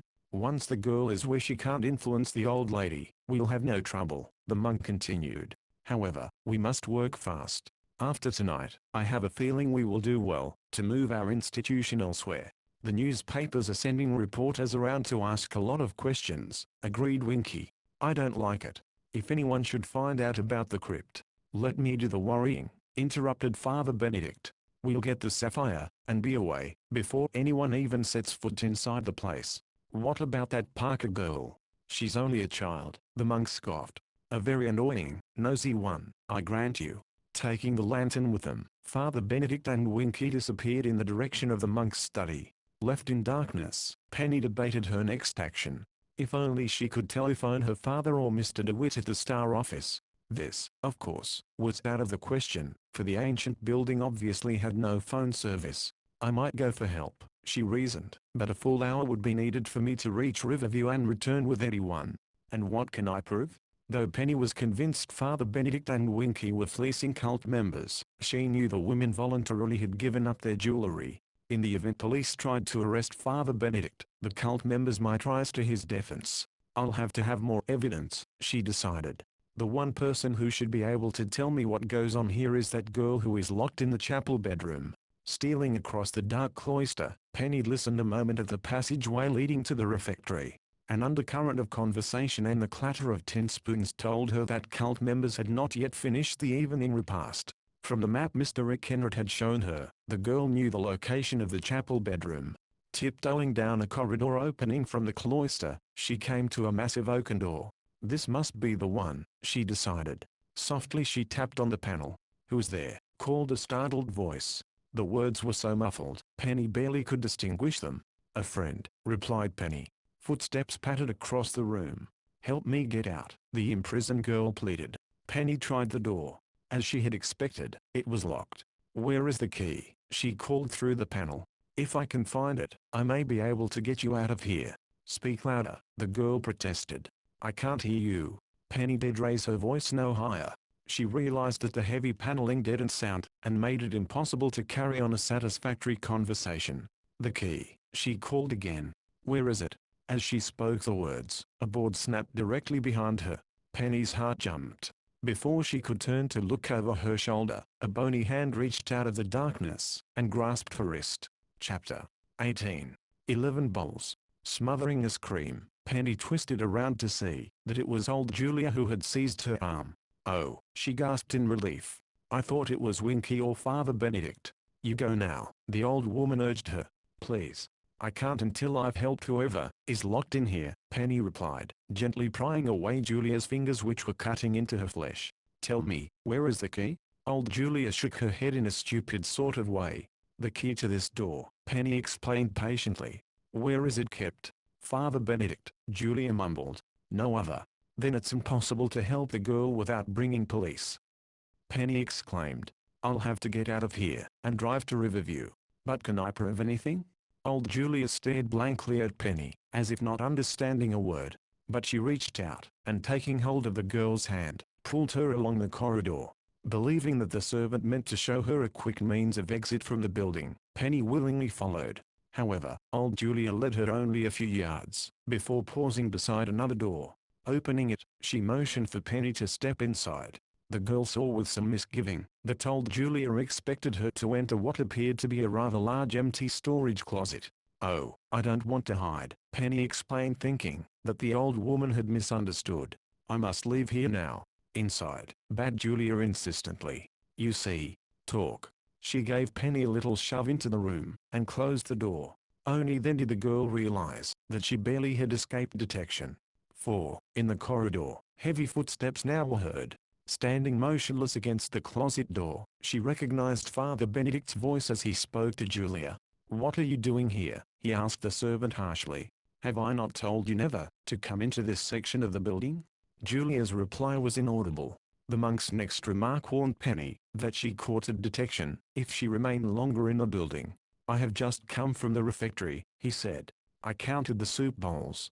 There were 10 empty, and one barely touched. Who was the 11th person in this household that was served tonight?" "Don't ask me," moaned old Julia. "I don't know nothing." "Sometimes," said the master coldly, "I am inclined to think you know far more than you let on. Get to the dishes now. Go." Evidently Father Benedict struck, or kicked the woman, for old Julia uttered a sharp cry of pain. Her sobs died away as she retreated down the corridor. After the old woman had gone, Father Benedict unlocked the door of the bedroom and stepped inside. By pressing her ear against the closet wall, Penny was able to hear every word of the ensuing conversation. "Well, my dear," said Father Benedict to the imprisoned girl, "are you ready to come to your senses? If you mean, am I willing to sit quietly by and see you rob my grandmother, the answer is no. I do not care for your choice of words, my dear," replied the monk. "You're an impertinent child who must be disciplined." "Wait until I get away from here," the girl challenged. "People will learn exactly what's going on in this place." "Will they indeed? So you propose to make trouble?" "I'll tell what I've seen. You're only a cheap trickster. Furthermore, you can't keep me a prisoner in this room." "No?" Father Benedict's voice crackled with amusement. "In this house I am the law. Since you are in no mood to discuss matters reasonably, I shall leave you here. Your grandmother, I trust, will display a more sensible attitude." "You leave my grandmother alone," the imprisoned girl cried furiously. "You're only after her gems. If you were to cooperate, I'll never fall in with your schemes," the girl exclaimed. "Let me out of here." Penny heard a scuffle, and knew that an unsuccessful attempt had been made to reach the door. As her own hand groped along the closet wall, it suddenly encountered a small circular panel of wood. As she pushed against it, a crack of light showed through. A peephole. Penny thought. Julia knew it was here. That was what she meant when she said I could see and listen. Stealthily, so as to make no sound, she slid a piece of wood aside. Gazing into the semi-dark bedroom, she saw Father Benedict push the struggling girl backwards onto the canopied bed. "You have settled your own fate," he said angrily. "Now you'll stay here until I find a better place. Sweet dreams, my little wildcat." Quitting the room, he locked the heavy door. The girl on the bed buried her head in the dusty, scarlet draperies and began to cry. Penny waited, only until she was certain Father Benedict was far down the corridor. Then she rapped softly on the closet wall. Through the peephole, she saw the girl start violently and look about the room. "Hist!" Penny whispered. "Over here." She rapped again, and this time the girl saw the tiny hole in the wall. Leaping from bed, she came across the room. "Who are you?" she demanded, unable to see Penny's face. "A friend. I'm here to help you. Can you get me out of this room?" "Father Benedict seems to have the only key," Penny told her. "I'll sneak out of here and telephone the police. But first, I must know exactly what case we have against Father Benedict. He's mean and cruel. He half-starves the people who live here and takes all their money and jewels." "Why did he shut you up here?" "Because I've opposed him. Though I tried hard to prevent it, he coaxed my grandmother to come to this horrible place." "Have either of you been mistreated?" Penny asked. "Until tonight, Father Benedict favored us above the other cult members. Of course, that was only because as yet he hasn't been able to get his thieving hands on the star sapphire." At mention of the gem, Penny's pulse leaped. No longer did she doubt that the girl was the missing Hawthorne heiress sought by Mr. Ailing. "You're the one I picked up on the road," she said. "But you've never told me your name. Is it possible you're Rhoda?" "Rhoda Hawthorne," the girl completed for her. "I refused to answer your questions before, because I distrusted everyone. And now? I realize you're a true friend, the only one I have. Oh, you must get me out of this room quickly. Please bring police at once." Chapter 19. A dormitory room.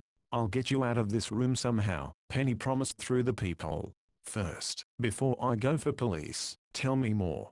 Why were you carrying a suitcase that night, Louise, and I met you on the road?" "I was running away," Rhoda Hawthorne replied. "Yet you returned here." "I had to. When I thought about grandmother alone in the clutches of Father Benedict, I knew I couldn't desert her. She is putty in his hands. But why didn't you bring police here yourself, Rhoda? What could I prove? Until tonight when Father Benedict locked me up, I had no real evidence against him. Even now, we haven't very much, said Penny. He'll deny he imprisoned you, unless police take him by surprise and find you here. Grandmother will be worrying about me, Rhoda said anxiously. She's in her room now, sick abed. I'm afraid it's from eating such vile food. What does the doctor think? No doctor has seen her.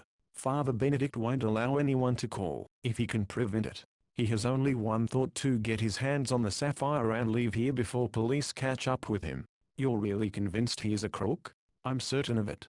Grandmother and I met him at a Florida resort. As soon as he learned about the star sapphire, he attached himself to us like a leech. Soon he found out grandmother is superstitious about the gem, so he started playing upon her feelings. He told her about this wretched society of his, and painted the monastery in such glowing colors, that grandmother became fascinated. So he talked her into coming here? Yes, Rhoda said bitterly. It was only supposed to be for a day's visit.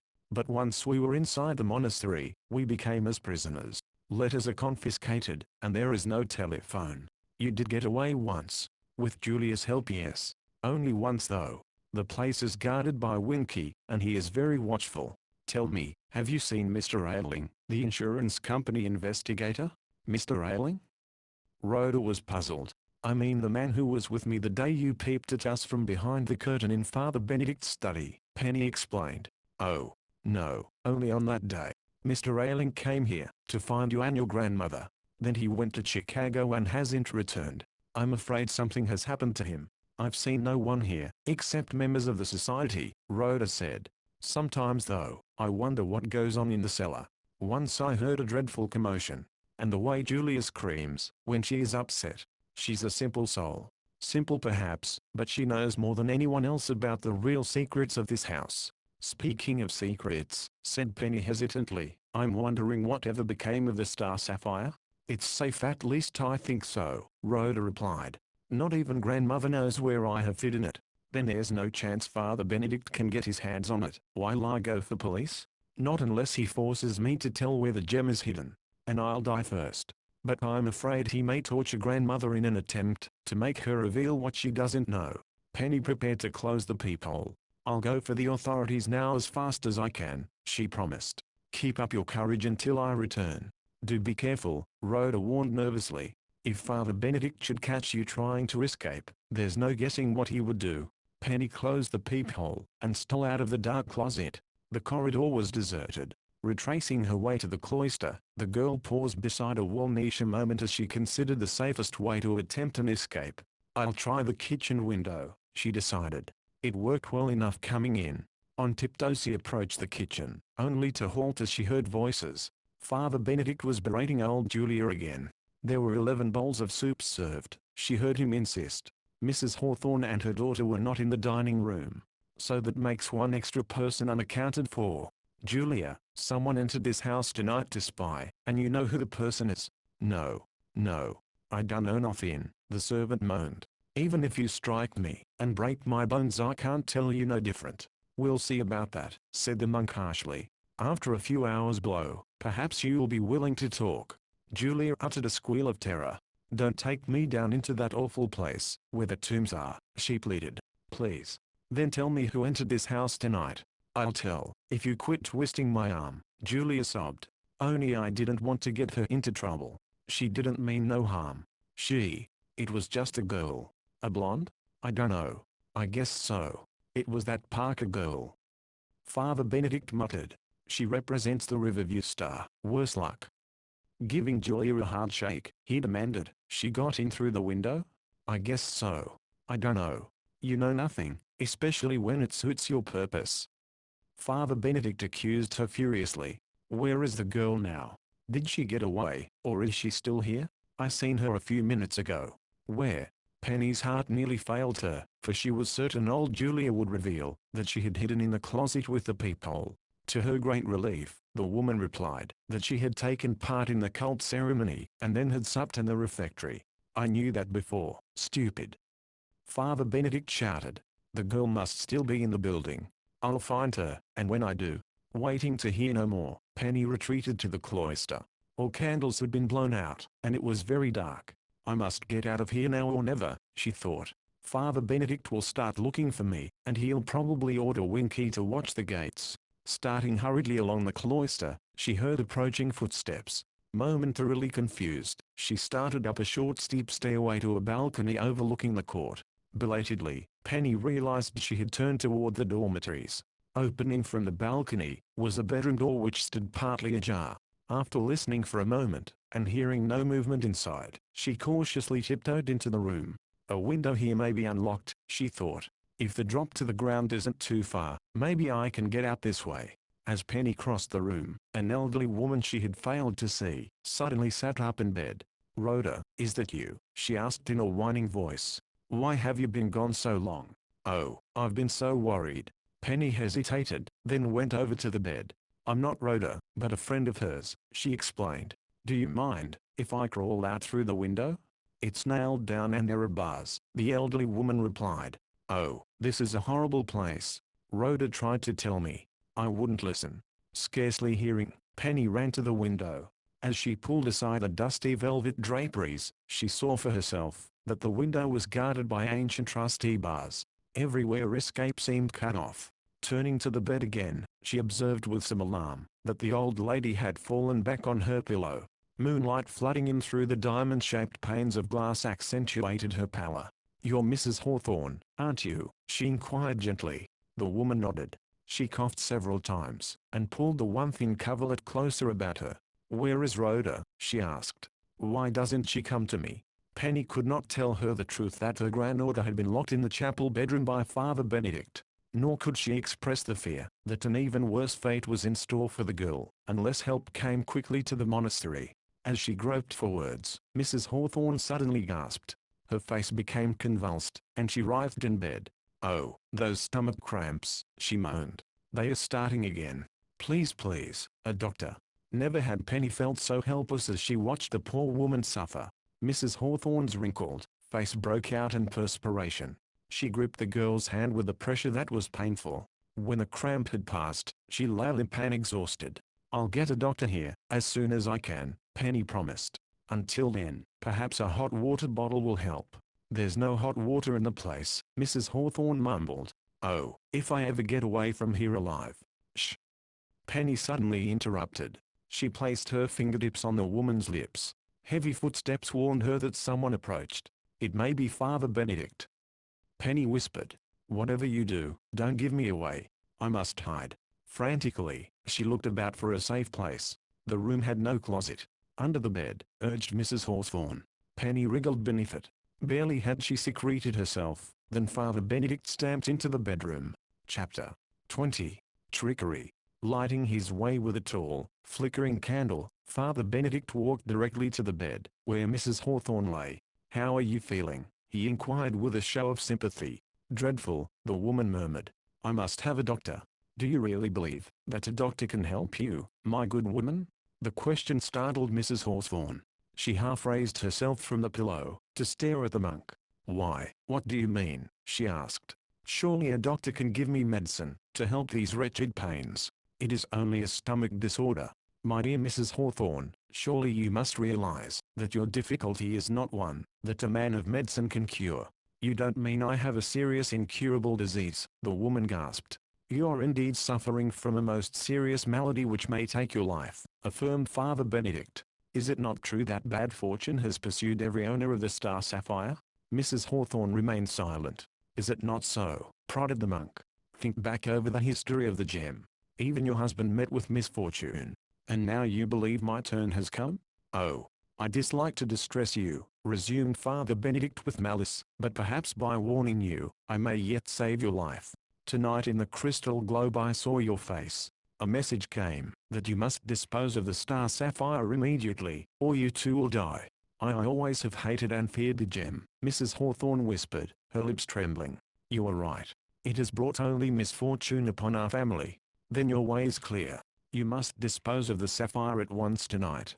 The gem is very valuable." "You suggest that I give it to your society?" "To our society," corrected the monk. Once you have contributed the gem, you will become our most honored member. The gem was left to me in trust for my granddaughter. You told me yourself you desire that it never should fall into her hands. Only because I fear evil will befall her. I had planned to sell the gem and place the money in her name. Father Benedict beat an impatient tattoo with his foot. The curse would remain, he insisted. Only by giving the gem to a worthy charity can evil be erased. For your own sake and that of your granddaughter, I beg of you, give us the sapphire. A few days ago, I might have considered it, said Mrs. Hawthorne peevishly. Now I don't even like this place. It is too much on the order of a prison. The food is wretched. Tomorrow if I'm stronger, I shall take my granddaughter and leave. Indeed? Father Benedict sneered. For you there will be no tomorrow. I have seen the face of a corpse in my glass. Penny knew that the words shocked Mrs. Hawthorne, for she heard her draw in her breath sharply. But the woman retorted with spirit. You cannot frighten me with your predictions. Rhoda insisted from the first that you are an imposter. She is right. You'll get no gem from me. No? Father Benedict's voice became mocking. We shall see. Placing the candle on the floor close to the bed, he crossed the room to the old-fashioned dresser. One by one, he began to pour through the drawers. Stop it, cried Mrs. Hawthorne. Don't dare touch my things. Father Benedict paid her not the slightest heed. Rapidly he emptied boxes and containers, and tossed clothing in a heap on the floor. With a supreme effort, Mrs. Hawthorne pulled herself from the bed. Staggering across the floor, she seized the man's arm. Father Benedict pushed her backwards onto the bed. You're a cruel, heartless man. Mrs. Hawthorne sobbed. The bed shook convulsively beneath her weight as she lay where Father Benedict had pushed her. Penny was sorely tempted to go to the woman's assistance, but reason told her it would be sheer folly to betray her presence. Everything depended upon getting quickly and safely out of the monastery. If she failed, Father Benedict undoubtedly would escape, leaving them all locked in the building. The monk now had finished searching the dresser, and turned his attention to a suitcase. With professional skill and thoroughness, he ripped open the lining. Likewise, he explored every garment hem and pocket. To think that I ever trusted you. Mrs. Hawthorne cried bitterly. Oh, I see it all now. From the very first, you were after the sapphire. And I have it too, cried the man in triumph. His sensitive, exploring fingers had come upon a small hard object sewed into the hem of one of Mrs. Hawthorne's frocks. Don't you dare take the stone, the woman screamed. I'll have you arrested as a common thief. You'll never get out of this room, chuckled the monk. I intend to lock you in. The boast threw Penny into a panic. Not for an instant did she doubt that Father Benedict would carry out his threat. If he locked Mrs. Hawthorne in, she too would be a prisoner. Penny had no time to plan strategy or reason out the best course. Already, Father Benedict had removed the gem from the hem of the garment.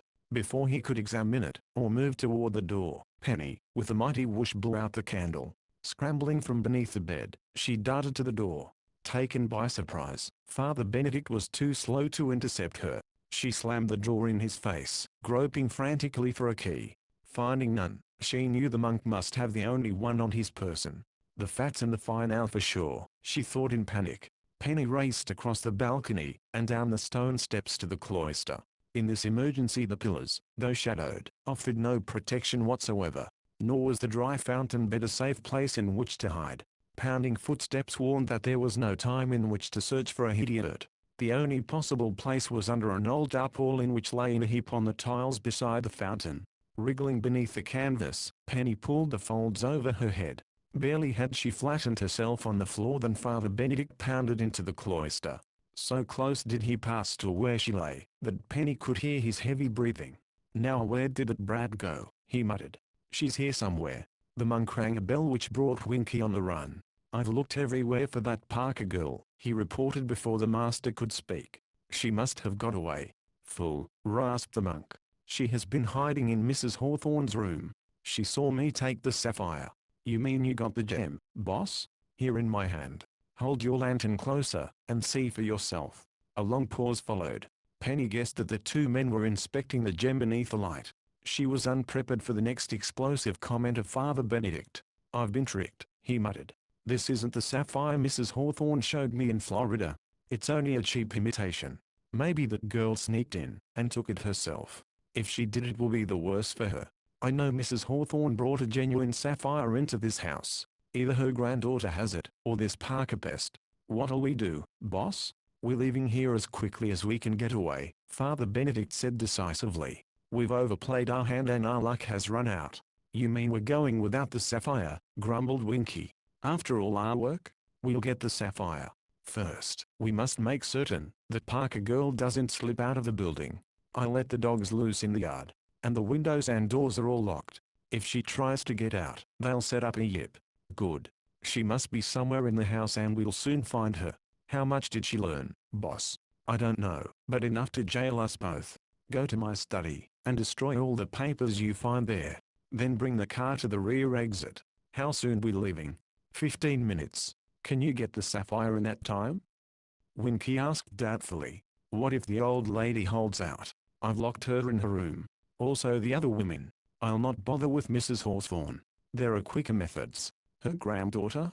Exactly. We'll carry out my original plan. Miss Rhoda will be glad to talk when I have finished with her. It's kinda harsh treatment. Do as you were told. Father Benedict cut in sharply. Okay, boss, agreed Winky. I'll sure be glad to shake the dust of this place off my feet. This cult racket never was in our line. We got in deeper than we figured. Do less talking and more thinking, snapped the monk. I'll take care of Rhoda, and have the sapphire within 15 minutes. She's asleep by this time, I hope. I looked in through the peephole a minute ago, the hunchback informed. Sleeping like a babe. Good. Father Benedict approved. His final order sent an icy chill down Penny's spine.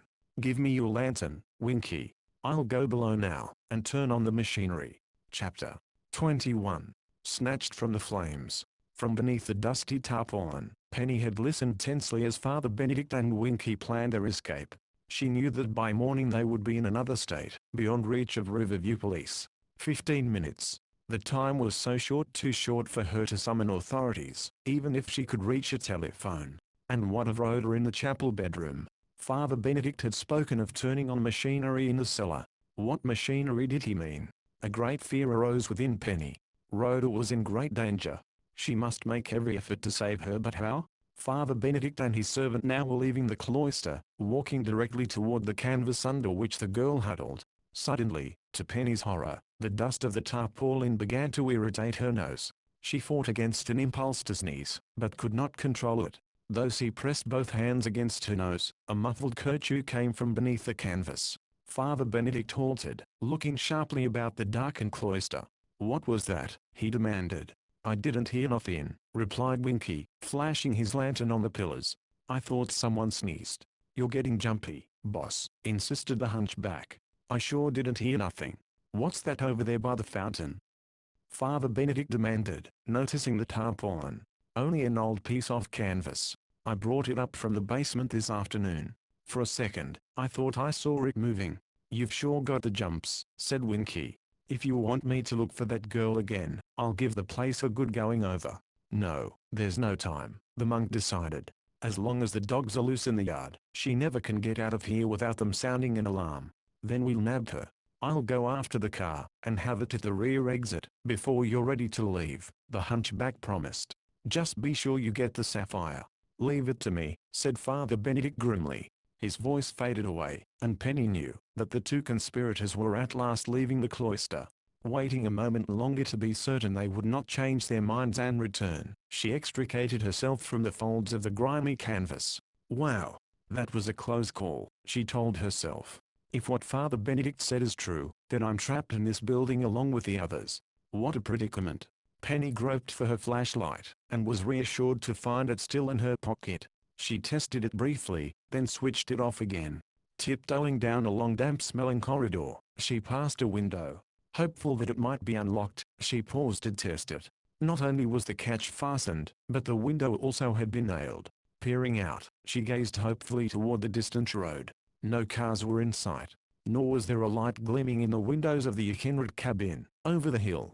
Instead, Penny saw an ugly hound circling the monastery grounds, his nose to the earth.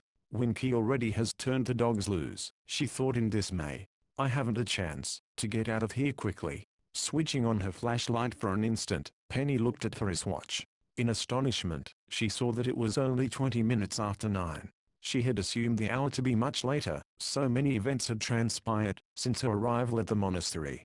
If only I could let the Star Office know of my predicament, she thought. Mr. DeWitt won't even wonder what's become of me before 10 o'clock. By that time Father Benedict and Winky will be miles from here.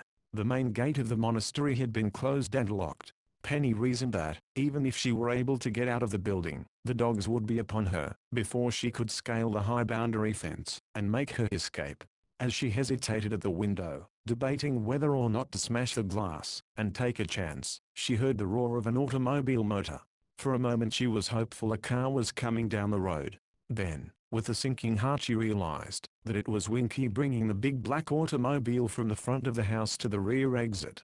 The minute he and Father Benedict get their thieving hands on the sapphire, they'll leave here, she reasoned. So, why can't I think of some way to stop them? Penny had left her own car parked on the road not far from the monastery. She was hopeful that should her father or anyone from the newspaper office seek her, they would see the car and deduct that she was somewhere inside the ancient building. But no one will come until it's too late, she thought. Mrs. Weems probably went to bed early and didn't tell Dad I came here. Mr. DeWitt won't think about it until nearly deadline time at the Star. Outside, the hounds kept roaming the grounds. Penny had never seen such vicious-looking animals. Abandoning all hope of getting away without risking being torn to pieces, she decided her wisest course would be to keep hidden until Father Benedict had driven away. Maybe by staying, I can help Rhoda, she reflected. Father Benedict intends to force her to tell where the sapphire is hidden. With noiseless tread she started toward the chapel bedroom which adjoined the church ruins. In passing the monk's study she noticed that the door stood slightly ajar. Peering cautiously in, she saw that the room was in disarray. All of Father Benedict's clothing, art treasures, and personal belongings had been removed.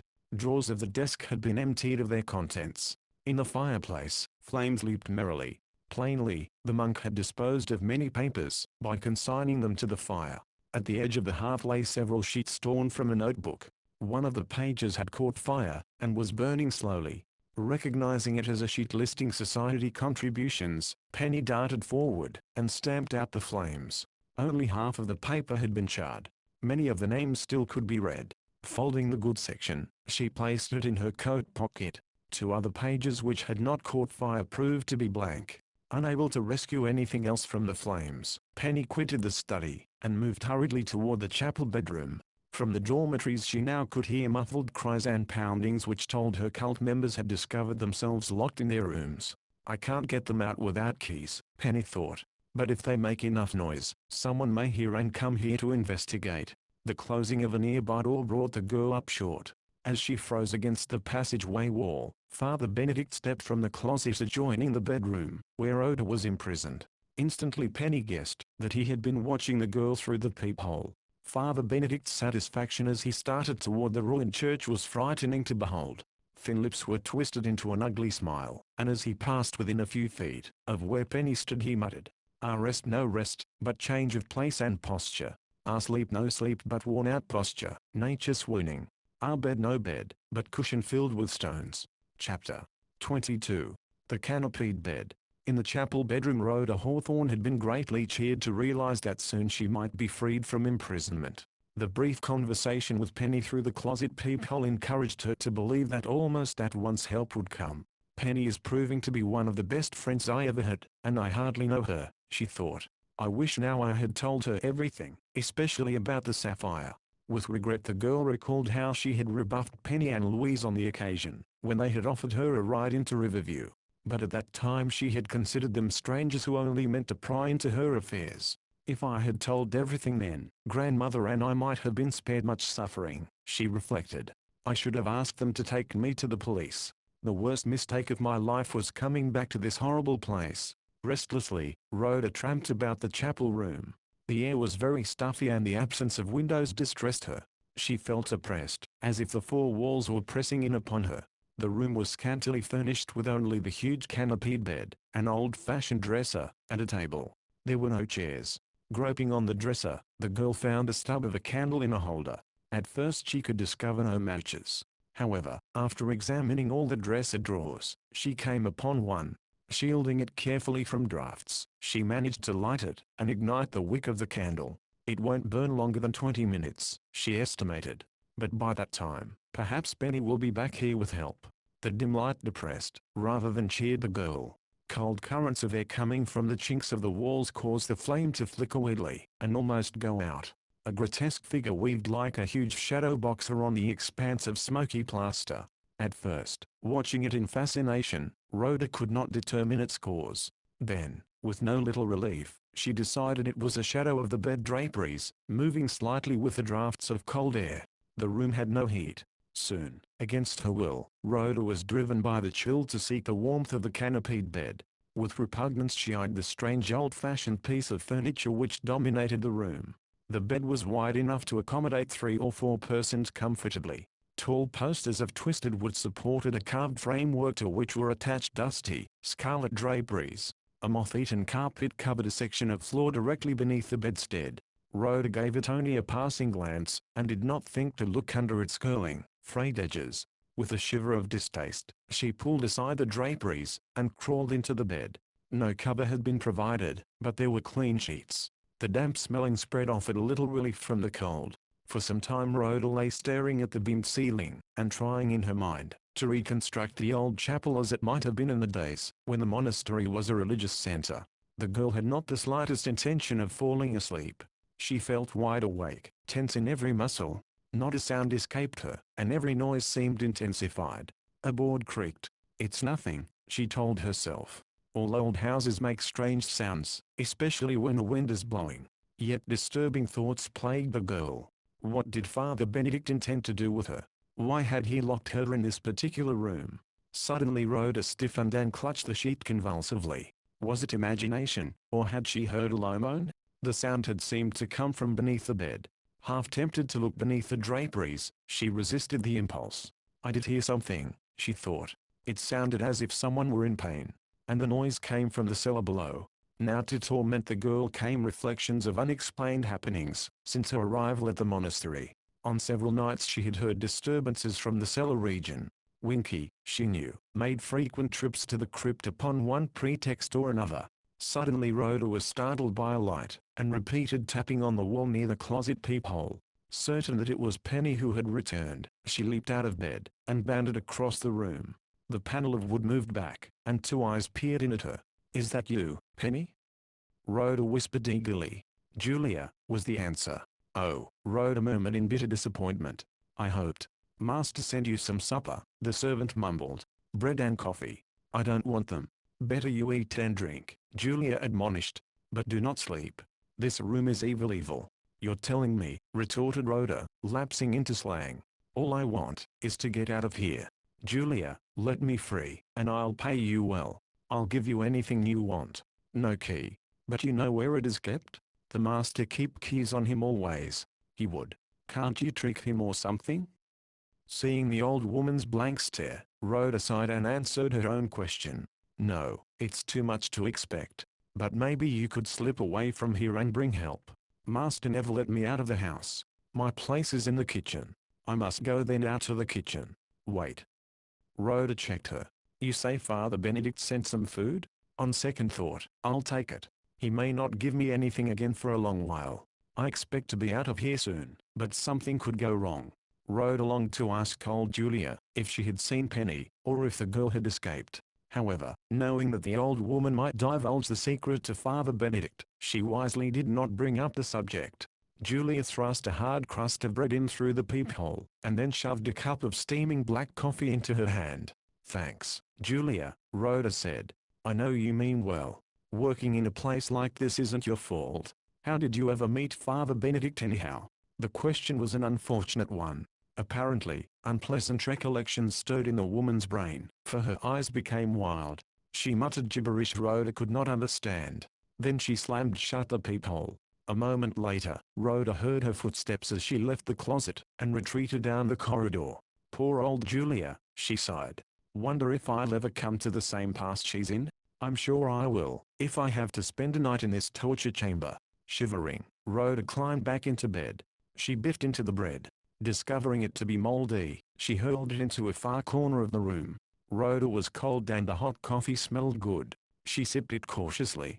The brew tasted peculiar, sweetish and unlike any coffee she ever had before. Nevertheless, it was hot, and would warm her chilled bones perhaps. She drank the entire cupful, and leaned back on the pillow. What was it Julia said? She mused drowsily. Oh, yes, I must stay awake. Must stay awake. But the warmth of the bed was closing in on her, inviting her to shut her eyes. Though she fought against it, she could feel sleep taking possession of her. She tried to raise her hand, and found it too heavy to lift. Only then did the frightening truth seep into her mind. She had been drugged. Undoubtedly, Father Benedict had slipped a heavy sleeping powder into the coffee, and she stupidly had drunk all of the brew. The sound of the peephole panel moving again aroused her momentarily from the stupor into which she rapidly was falling. Rhoda saw a face at the opening, and recognized Father Benedict. He spoke no word, but gazed at her with an expression of evil gloating. The girl tried to move, but her limbs seemed paralyzed. She could not stir. Then the panel closed, and Father Benedict had gone. Rhoda fell into a sleep, only to be rudely awakened as the huge bed gave a slight jerk. The stupefied girl could not think where she was for a moment. Her head was a whirl and the room seemed to be spinning. Like a person taking ether, she felt as if she was slipping farther and farther away from reality with each breath. The canopied bed had come to life, and was moving slowly downward through an opening in the floor. Rhoda stifled an impulse to laugh. Perspiration broke out in every pore as she suddenly knew that it was not a dream nor a horrible imagining. The bed actually was moving. As she realized her desperate plight, the girl struggled to free herself from the bed clothing. But her limbs refused to obey the commands of her mind. Paralyzed with fright, she tried to scream, and made only a choking sound in her throat. Chapter 23. Descent into the Crypt. Meanwhile, a great fear had taken possession of Penny as she saw Father Benedict leave the chapel bedroom closet, and disappear down a corridor leading into the ruins of the church. The expression of his face and his evil mutterings warned her that the man thoroughly enjoyed his role, despite his insistence that he abhorred violence. Fearing for Rhoda's safety, Penny waited, only until he had vanished. Then she slipped into the closet of the bedroom, and fumbled for the peephole opening. She found it, and peered anxiously into the darkened bedchamber. Rhoda was lying on the canopied bed, apparently sound asleep. "Rhoda!" Penny called in a loud whisper. The girl did not stir. As Penny whispered the name still louder, she saw the bed jerk. The floor beneath it began to move slowly downward.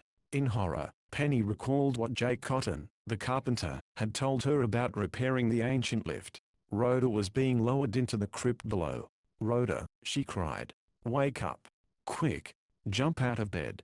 The girl seemed to hear, for she moved slightly, and made a choking sound in her throat. But she could not extricate herself from the slowly descending bed. Numb with despair, Penny saw the girl disappear beyond view. There was a whine of machinery as the bed apparently came to a standstill on the subterranean floor below. Then after a moment, she heard movement again. The bed slowly ascended. A glance sufficed to show Penny that it was empty. "I've got to help her," she thought. "That fiend will torture her into telling where the sapphire is hidden, if I don't think of some scheme for saving her. But how?" Quitting the closet, Penny sought the same passageway Father Benedict had taken into the ruined church. As she cautiously opened the squeaky door, she saw before her shattered Gothic columns which once had supported a magnificent roof. Now dim stars cast a ghostly light over a mass of piled-up rubble. Walls, however, had proved remarkably sturdy, rising to a height Penny could not hope to scale. There were no visible exits. Where did Father Benedict go? She speculated. Steps must lead down to the crypt. Penny flashed her light about, seeking an opening. Investigating a pile of stone which had tumbled from an archway, she was elated to find her search at an end. Behind the piled-up rocks, cleverly concealed, was a vaulted stone passage and stairway leading down. Though Penny knew it was highly dangerous to venture below, she did not hesitate. A step at a time, and pausing frequently to listen, she stole down toward the inky blackness of the crypt. The stone walls on either side of the narrow, curving stairway were cold and clammy to the touch. Water dripped from overhead. Ahead, in a sunken recess amid the stones, the girl suddenly saw a shadowy figure. Startled, she jerked to a standstill. Then, observing that the object was not a human being but a rusty coat of armor, she breathed easier and went on. A minute later, as she crept around a turn of the stairway, terror gripped her at first glimpse of the dimly lighted burial crypt. And grim, orderly rows with the elaborately carved stone sarcophaguses of former residents of the monastery. Beyond the tombs, backed against a wall, sat Rhoda. Sleepy-eyed, her hair in disarray, she faced Father Benedict, who held a lighted lantern close to her face. J. Hyland had doffed his long robes, and stood revealed in ordinary grey business suit. In his coat pocket, within easy reach of his right hand, was a revolver. "Wake up," he said, giving Rhoda a hard shake. "You're only pretending now. The drug in the coffee was not strong enough to keep you asleep. Wake up." Rhoda stared at him, and her eyes widened in horror. "You fiend," she accused him. "Don't you dare touch me. I'll scream. Scream at the top of your lungs, my dear. Only the dead will hear you." The dead. Oh. A shudder racked Rhoda's thin body as she became aware of the tombs in the crypt. "Why did you bring me here?" "For one purpose. I want the sapphire. Hand it over, and you will not be harmed." "I haven't the gem." "But you know where it is." Rhoda remained silent. "You'll tell," Hyland rasped, losing all patience. "I haven't all day. You tricked me with that cheap substitute, and you induced your grandmother to hold out against me. Now we're through playing. You're nothing but a cheap crook." "A crook perhaps," said the man, "but hardly cheap. The sapphire should be worth $50,000 at a conservative estimate. Now where is it? You'll never learn from me." Rhoda cried defiantly. "I'll die before I'll tell. My. Such heroics. However, I think you will change your mind. Let me show you something, my dear." Setting the lantern on the floor, Hyland grasped Rhoda roughly by the arm, and led her to a small doorway at the far side of the crypt. "Tell me what you see," he purred. Rhoda drew in her breath sharply, and recoiled from the sight. She was speechless with fright. "My dear, I was not thinking of mistreating you, certainly not," Hyland purred. "No, instead we will bring your aged grandmother down here." "You wouldn't dare." Rhoda gasped. "Why, she's sick. The damp and cold will be bad for her." "No doubt," agreed the imposter. "When I saw her tonight, she seemed to have developed a severe cough. The onset of pneumonia perhaps." "Oh, you could so easily spare her suffering," continued the man wickedly, "merely by telling me where you hid the sapphire. I know your grandmother had it when she came into this house. But you made off with it, substituting a paste gem." "It's true, I did hide the gem," Rhoda confessed. "Punish me not, grandmother. Unless you tell me where the sapphire is hidden, she shall be brought down here, and treated as those others who defied me." The man jerked his head toward the room beyond Penny's view. "What do you say? Let me think about it for a few minutes." "You're stalling for time, hoping that Parker girl will bring help," the man accused. From his pocket he took a stout cord with which he securely bound Rhoda's hands and feet. Bracing her back against the wall, he likewise whipped a handkerchief gag from his clothing. "This is your last chance," he warned. "Will you tell, or shall I go for your grandmother?" "I'll tell," Rhoda whispered. "The gem is a long ways from here." "Where?" "Down by the river docks." "By the river docks? A likely story. You remember I ran away?" Rhoda asked hurriedly. "I took my suitcase, intending not to come back. Then for grandmother's sake I returned. I was afraid I might never get a chance to sneak my clothes out again, so I hid the suitcase under a dock by the river." "And the gem?" "I took it with me when I ran away. It was sewed in the hem of a blue skirt packed in the suitcase." "Fool!" Hyland exclaimed furiously. "Of all the stupid tricks! Where is the suitcase now?" "Still under the dock, unless someone has found it. But it should be there, because I pushed it up high out of sight beneath the underpinning." "Which dock?" the man rasped. "It was just at the edge of Riverview. Dock 14. "At least you remember the number," he snapped. "If I fail to find the gem, I'll come back here, and make you pay." "You may be certain of that. I hope you do come back, and that the police are waiting at the gate." Rhoda retorted. "I hope they put you in prison for the rest of your life." Picking up the lantern, J. Hyland started toward the stairway where Penny crouched.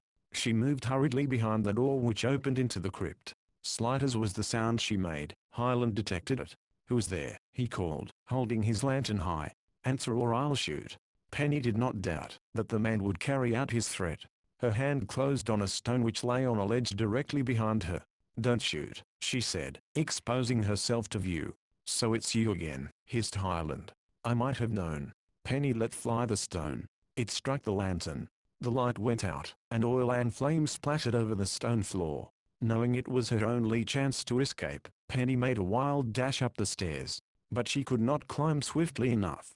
Jay Highland pounded hard after her. As she neared the top of the circular steps, he seized her arm and pulled her backwards. Penny fought like a tiger to free herself.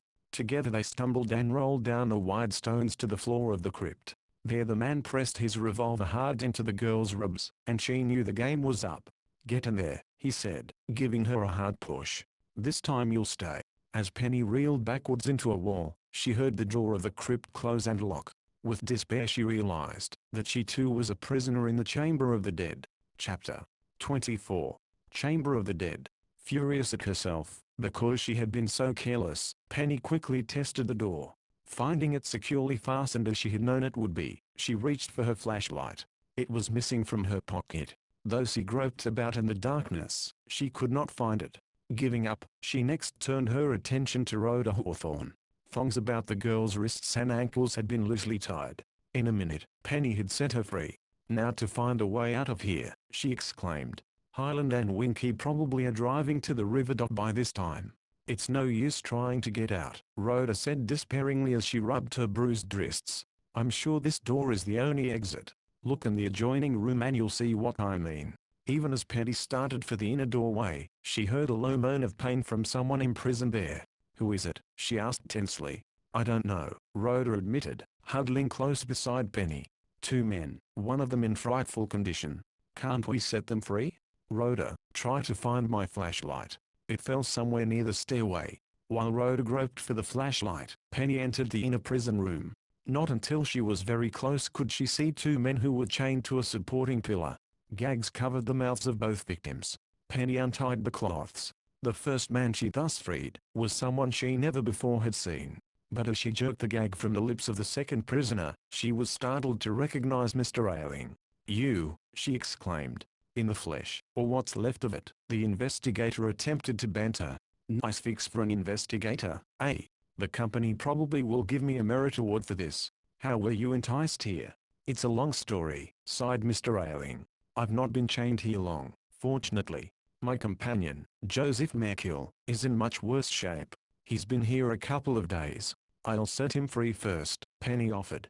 She groped along the chains which fastened the man to the stone column. "Handcuffs? How can I get them off?" "You can't, without a key," replied Mr. Ailing. "You'll have to go for help, or if there's no escape, wait until someone finds us here. That may not be before morning. Even if police should come here tonight, they might not see the stairway to the crypt. Any chance to break down the door?" "I doubt it. Rhoda and I can try though." "Rhoda Hawthorne. So it was her voice I heard. She and her grandmother are imprisoned also?" "Yes, Rhoda's with me. Her grandmother, seriously ill, is locked in a bedroom upstairs." "Who is Mr. Merkill?" "His wife is an inmate here," the investigator explained. "Jay Highland, I know now, he's a notorious jewel thief, induced Mrs. Merkill to come to the monastery. After he fleeced her of a diamond necklace, she smuggled a note out, telling how she was being mistreated. Her husband, from whom she had been estranged, decided to investigate. He came here alone. Discovering what was going on, he threatened to expose Highland to the police. Highland tricked me," Mr. Merkill added. "He promised I could take my former wife away, and he would close the monastery. To show there were no hard feelings, he suggested we have coffee together. I drank it, and became so sleepy I had to go to bed. That's all I remember, until I woke up here, chained to a post. I should have been more suspicious of Highland the first time I met him." Mr. Ailing blamed himself. "Why did you go to Chicago?" Penny asked as she worked at the chains. "I know now, it was Highland who sent me the fake telegram. He wanted to get me away from here. While in Chicago, I contacted my home office and obtained information which convinced me Highland was a gem thief. So I came here, intending to demand a police investigation." "I met one train," said Penny. "You weren't on it." "I didn't arrive until early tonight. When the train came in, Winky and Mr. Highland were waiting at the station." "For you, obviously?" "Yes, they told me Mrs. Hawthorne was at the monastery, seriously sick, and wanted to see me at once." The story fitted with my own conclusion, that despite Highland's previous statements, Mrs. Hawthorne was here. So I foolishly agreed to accompany them. "Then what happened?" "In the car, speeding out here, I realized I was being foolhardy to return to the monastery without police escort. At an intersection I tried to get out. Winky slugged me. That's the last I knew, until I found myself in this crypt. Rhoda now groped her way to the door of the inner prison room. I found the flashlight but it's broken, she reported. With or without a light, we must get out of here, and bring the police. Penny exclaimed. We haven't a chance to free Mr. Aidling, and Mr. Merkel ourselves. And you haven't a chance to get out of here either, not until someone breaks into the house, Mr. Aidling added. The only door is the one Highland locked. There is another exit. Penny recalled. Mr. Rick Henry showed it to me on the map of this old building. If only we can find it. Filled with hope, she began to grope about the walls of the inner room. In the semi-darkness, she could find no break anywhere on the rough stone surface. According to the map, the opening should be along this wall, she told Rhoda, who joined her in the search. But there's nothing here. Maybe the opening was sealed up years ago. Though half convinced Rhoda was right, Penny would not give up. Even after her friend had abandoned the search, she kept tapping the walls. One section, adjoining a large stone tomb, gave off a hollow sound. But try as she would, Penny could not find a movable section of wall. It's no use, she admitted, unless what? Rhoda demanded as Penny's voice trailed off. What a dud I am. I remember now, Mr. Rick Henry said the hidden passage comes out through a tomb in the churchyard. So the entrance to the tunnel may be through this tomb which stands against the wall. The wall did give off a hollow sound when you tapped it, Rhoda declared, hope reviving. See if you can open the door of the tomb. Mr. Aidling urged, becoming excited. I have a hunch you're on the right track. Thus urged, Penny overcame her own reluctance. The latch on the big stone door appeared to be locked. She experimented with it for a while, and was rewarded to hear a sharp click. As she pulled on the door with all her strength, it slowly swung backwards. Peering in, she saw that the tomb was empty. Also, the back wall was missing. The entrance to the passageway, she cried. We've found it. As Rhoda sprang to her feet, Penny hesitated. She felt it would be cruel to abandon the two men who remained chained to the column. Go as fast as you can, Mr. Aidling urged. It's our only hope. If you get out safely, send the police after Highland and Winky. Then bring help. We'll hurry.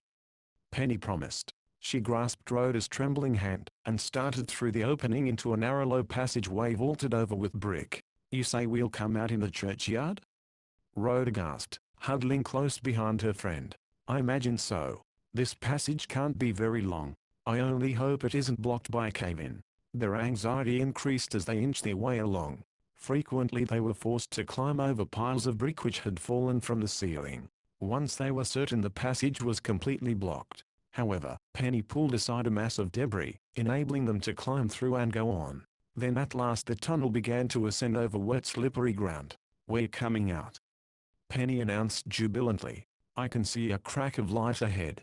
A few feet farther and the passageway was blocked by a small stone door. However, dim light shone beneath it, and the girls could feel cold night air on their cheeks. Penny tugged at the door and it opened readily. The pair emerged into another empty tomb. Closing the stone door carefully behind them, they made their way out into the night. We are still on the grounds, Penny observed in a hushed voice as she looked alertly about. In the old graveyard. Any sign of Father Benedict or the dogs? Rhoda whispered nervously. Nary a trace. The car at the rear of the monastery is gone. We must get to a telephone as quickly as we can. Alternately stumbling over fragments of stone and mounds of earth, the girls raced for the front gate. Even as they reached it, a car skidded to a standstill close beside the fence. It's someone from the Star office, Penny cried, recognizing one of the newspaper-owned automobiles. As she struggled with the latch of the big gate, her father, Jerry Livingston, and Salt Somers leaped from the car. That you, Penny, called Mr. Parker anxiously. We were getting mighty worried about you. What kept you here so long? This and that, replied Penny, opening the gate. It will take too long to tell. We need help and need it fast. As rapidly as she could, she related the essential facts of Jay Highland's flight, apparently to the river docks. Salt, streak for the nearest phone and turn in a police alarm, Mr. Parker ordered. It may be too late to overtake Highland, Penny said anxiously.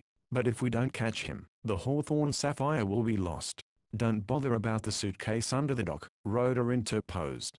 Just get Mr. Aidling, my grandmother and all those poor folks out of the monastery. That's the important thing. Salt can come back here and wait until police open up the monastery, Mr. Parker said, thinking fast. Jerry and I will try to pick up Highland's trail. I'll send another squad to the river, Salt promised, starting off at a run toward Vernon Kennard's cabin across the fields. Highland and Winky are heading for Dock 14, Penny said. Dad, I'll go with you to point it out. The suitcase really doesn't matter, Rhoda interrupted again. You see, the sapphire... Jerry, Mr. Parker and Penny were not listening. Already they were running to the press car. The publisher started the engine with a roar, and the automobile raced off, to make a quick turn, and speed toward the city. Disregarding the icy road, Mr. Parker drove at high speed. Once the car skidded dangerously and barely missed a ditch. Soon they approached the outskirts of the city. Penny watched the riverfront intently. She was the first to glimpse the familiar long black automobile parked close to the dock, where Rhoda had hidden her suitcase. There's Highland's car, she cried. He and Winky must be here. Probably they are under the dock now. Highland is armed, Dad. Then our best bet is to try to keep the men in sight until police catch up with us, Mr. Parker said, pulling up beside the other car. We're unarmed and can put up no fight. If those birds are under the dock on the ice, they are taking their lives in hand, observed Jerry quietly. All day, the river's been on the verge of breaking up. When she goes, it will be with a bang. Penny opened the car door and leaped out. I can't see anyone down there, she said anxiously. Do you suppose they abandoned the car, after getting the suitcase? Fearful that they had arrived too late, the trio ran down a boardwalk to the docks. Suddenly, Mr. Parker caught Penny by the arm, restraining her. There they are, he whispered. See. Just coming out from under the dock. Two men, easily recognized as Jay Highland and Winky, climbed from beneath the long dock. The hunchback was burdened with a suitcase. What will we do? Penny whispered. We can't let them escape with the sapphire. Listen, commanded Jerry. I have a hunch we won't need to do anything except wait. Even as he spoke, a loud crack not unlike the report of a gun, sounded along the riverfront. The ice was breaking up. Jay Highland and his companion, well aware of their danger, began to run. Frantically, they sought a place at which to climb up over the high docks. But too late. Already the river ice was clearing away. A great crack appeared directly in front of the two men. In panic, they started the other way, only to see water on all sides. Then the block on which they stood began to drift slowly off. Help! Shouted Winky hoarsely. Help! In panic, the hunchback turned his eyes shoreward. Seeing Penny, her father and Jerry on the planking above, he realized that only arrest faced him, if he were rescued. Fear gave way to blind rage. You'll never get the sapphire, he shouted. I'll see it in the bottom of the river first. Raising the case high over his head, he hurled it into the churning water. The next instant the ice beneath his feet gave way, and both he and his master plunged into the river. Chapter 25. The Star Sapphire. In a moment, the two men reappeared above the surface of the water, struggling frantically for grips on the floating cakes of ice. Coiled around a dock post lay an old rope which had not been taken in for the winter. Jerry and Mr. Parker quickly obtained it, and tossed it squarely between the two men. Both grasped it, and were pulled slowly toward shore. Just then a police car drove up at high speed, parking close by. Salt's telephone call went through. Penny cried, signaling to the officers who piled out of the car. The police arrived, just when we need them. The shivering pair had no opportunity to attempt escape. As they were pulled out of the water, officers placed them under arrest. All right. You've got us, snarled Winky. But you'll never find the suitcase. It's at the bottom of the river. Quiet. Jay Highland warned him. Anything you say will be used against us. Gazing gloomily at the churning water, where the suitcase had been lost, Penny asked if the river might not be dragged after the ice had gone out. We'll mark the place, an officer promised. Don't count on the case being found though. The current is fast here. Objects could be carried a long distance. Sullen and silent, the two prisoners were removed to the police car. After consulting with Mr. Parker, officers agreed to take Highland and Winky to the monastery en route to the lockup. By confronting them with their victims, it was hoped Winky at least might make damaging statements. Penny, Jerry, and Mr. Parker followed close behind as the police car sped to the monastery. Other policemen had arrived there, summoned by Salt. The front door had been broken in, and a search was being made of the building. Spying Salt at the gate, Penny ran to ask if Mr. Aidling, Mr. Merkill, and Rhoda's grandmother had been released. Rhoda's inside now, showing the officers the different rooms. The photographer explained. "Why don't you go on in?" "Guess I will," Penny agreed, starting up the driveway. "I certainly hate to tell her the bad news though. The sapphire has been lost in the river. It was in her suitcase." Jerry and Mr. Parker overtook the girl as she entered the monastery. Hearing voices in Mr. Hyland's study, they all went there. A fire had been rebuilt in the grate, and cult members, released from their rooms, were being herded into the chamber.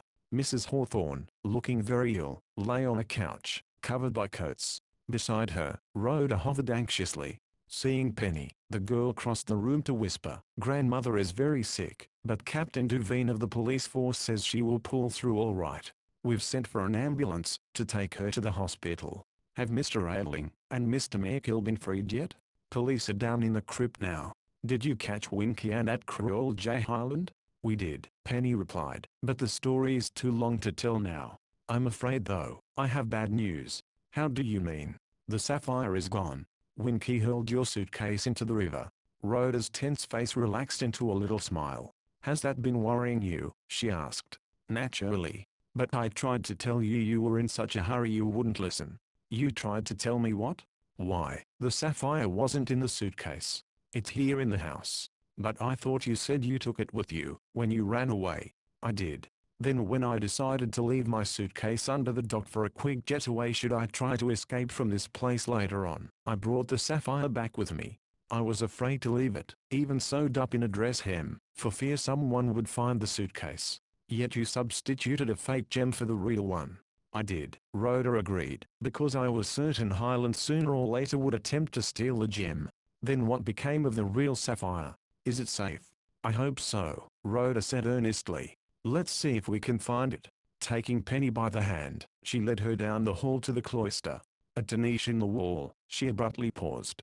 "It should be here, beneath this broken statuette," she declared. "I found a tiny crack in the stone, just large enough to insert the gem. Lend me a hairpin, please." Penny gave her a bobby pin. Rhoda pried beneath the statuette, and presently found the small object for which she searched. "It's here," she announced triumphantly. "See." Into Penny's hand she dropped a star-shaped gem which under artificial light had taken on a violet hue. "By daylight it's even more beautiful," Rhoda explained. "It looks sky blue then." "Never have I seen anything so gorgeous," Penny murmured in awe. "And to think J. Hyland nearly made off with it. How clever of you to let him believe it was hidden in the suitcase." "I was desperate," Rhoda chuckled. "Grandfather willed the sapphire to me, and I intend to keep it always." "Then you're not afraid of the old superstition, that harm will befall the owner?" "I should say not," grinned Rhoda. "That was only grandmother's idea. If ordinary precautions are taken, the gem always will be safe. After all, it's highly insured." "As Mr. Ailing now realizes to his sorrow," added Penny. "Let's see if he and Mr. Merkill are out of the crypt." Before the girls could find the stairway leading down, policemen appeared, assisting the two men to the first floor of the monastery. Mr. Ailing, who had been imprisoned only a short time, was able to walk. However, it was necessary for officers to carry Mr. Merkill. "Save my wife," he pleaded. "She is here somewhere. That crook stole a diamond necklace from her too." "Your wife is safe, and in good health," the officer assured him. "We've found no jewelry though." "Describe the necklace." While he was being carried outside on an improvised stretcher, Mr. Merkill gave police a detailed description of the missing jewelry. Other persons, members of the cult, also gathered around to press claims for articles Mr. Hyland had taken from them. Underguard, the former master of the monastery, and Winky were removed from the patrol car, to be confronted with victims they had fleeced. J. Hyland arrogantly denied he had accepted or stolen any object of value. "You have no evidence against me," he defied the group. "True, I established a cult here, but entirely within the law. Not even the sapphire was found in my possession.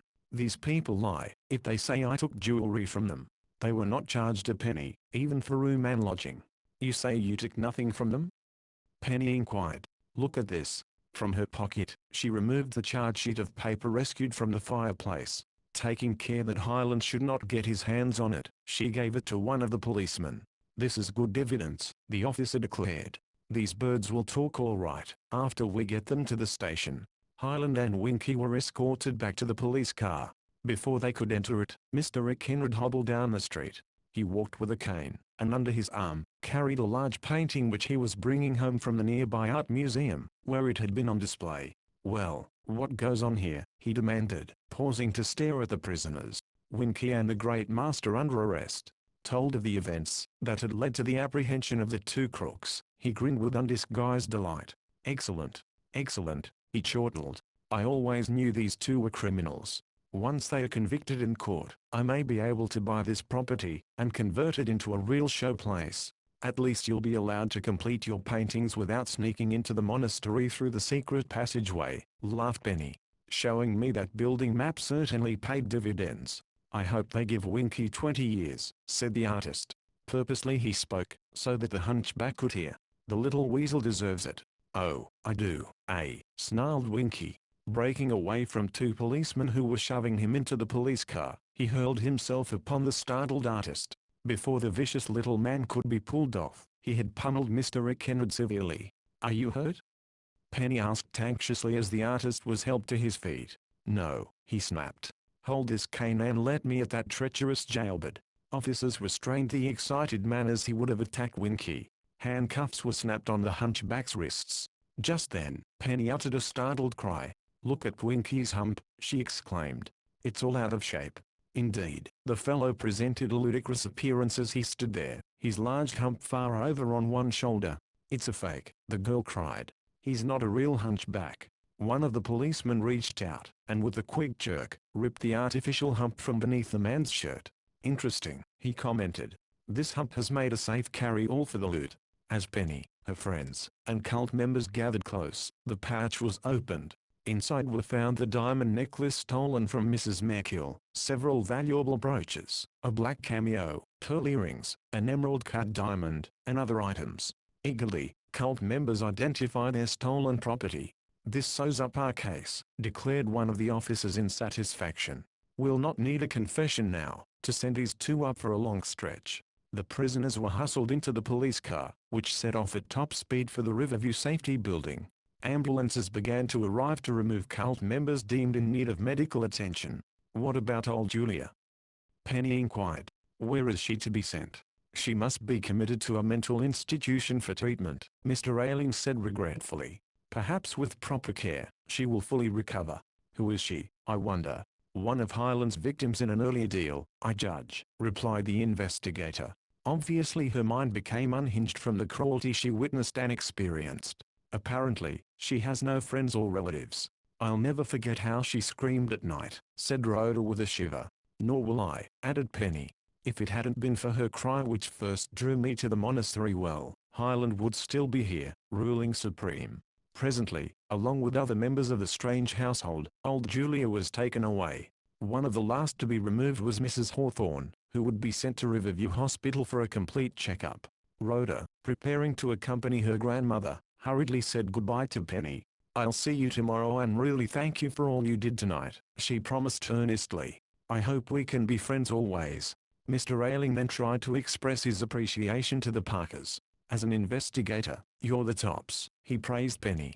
"If it hadn't been for you, Jay Highland certainly would have made off with the sapphire, and our company would have had to pay plenty. If ever I can repay the favor, let me know." Her reply was cut short by Mr. Parker, who glanced nervously at his watch. "I don't like to break up this little party, but we must hot-foot it to the Star office," he exclaimed. "Penny, we have barely 30 minutes in which to catch the 3-star edition." "That's so," she agreed, looking startled. "I forgot all about the assignment Mr. DeWitt gave me. And this is a big story." "Tremendous," her father corrected. "Think you can shoot copy fast, or will you need Jerry to take over?" "You'll hear no SOS call from me," Penny laughed, her active mind already thinking in terms of front-page headlines. "Writing this story will be duck soup compared to digging up the material. Just lead me to a typewriter." End.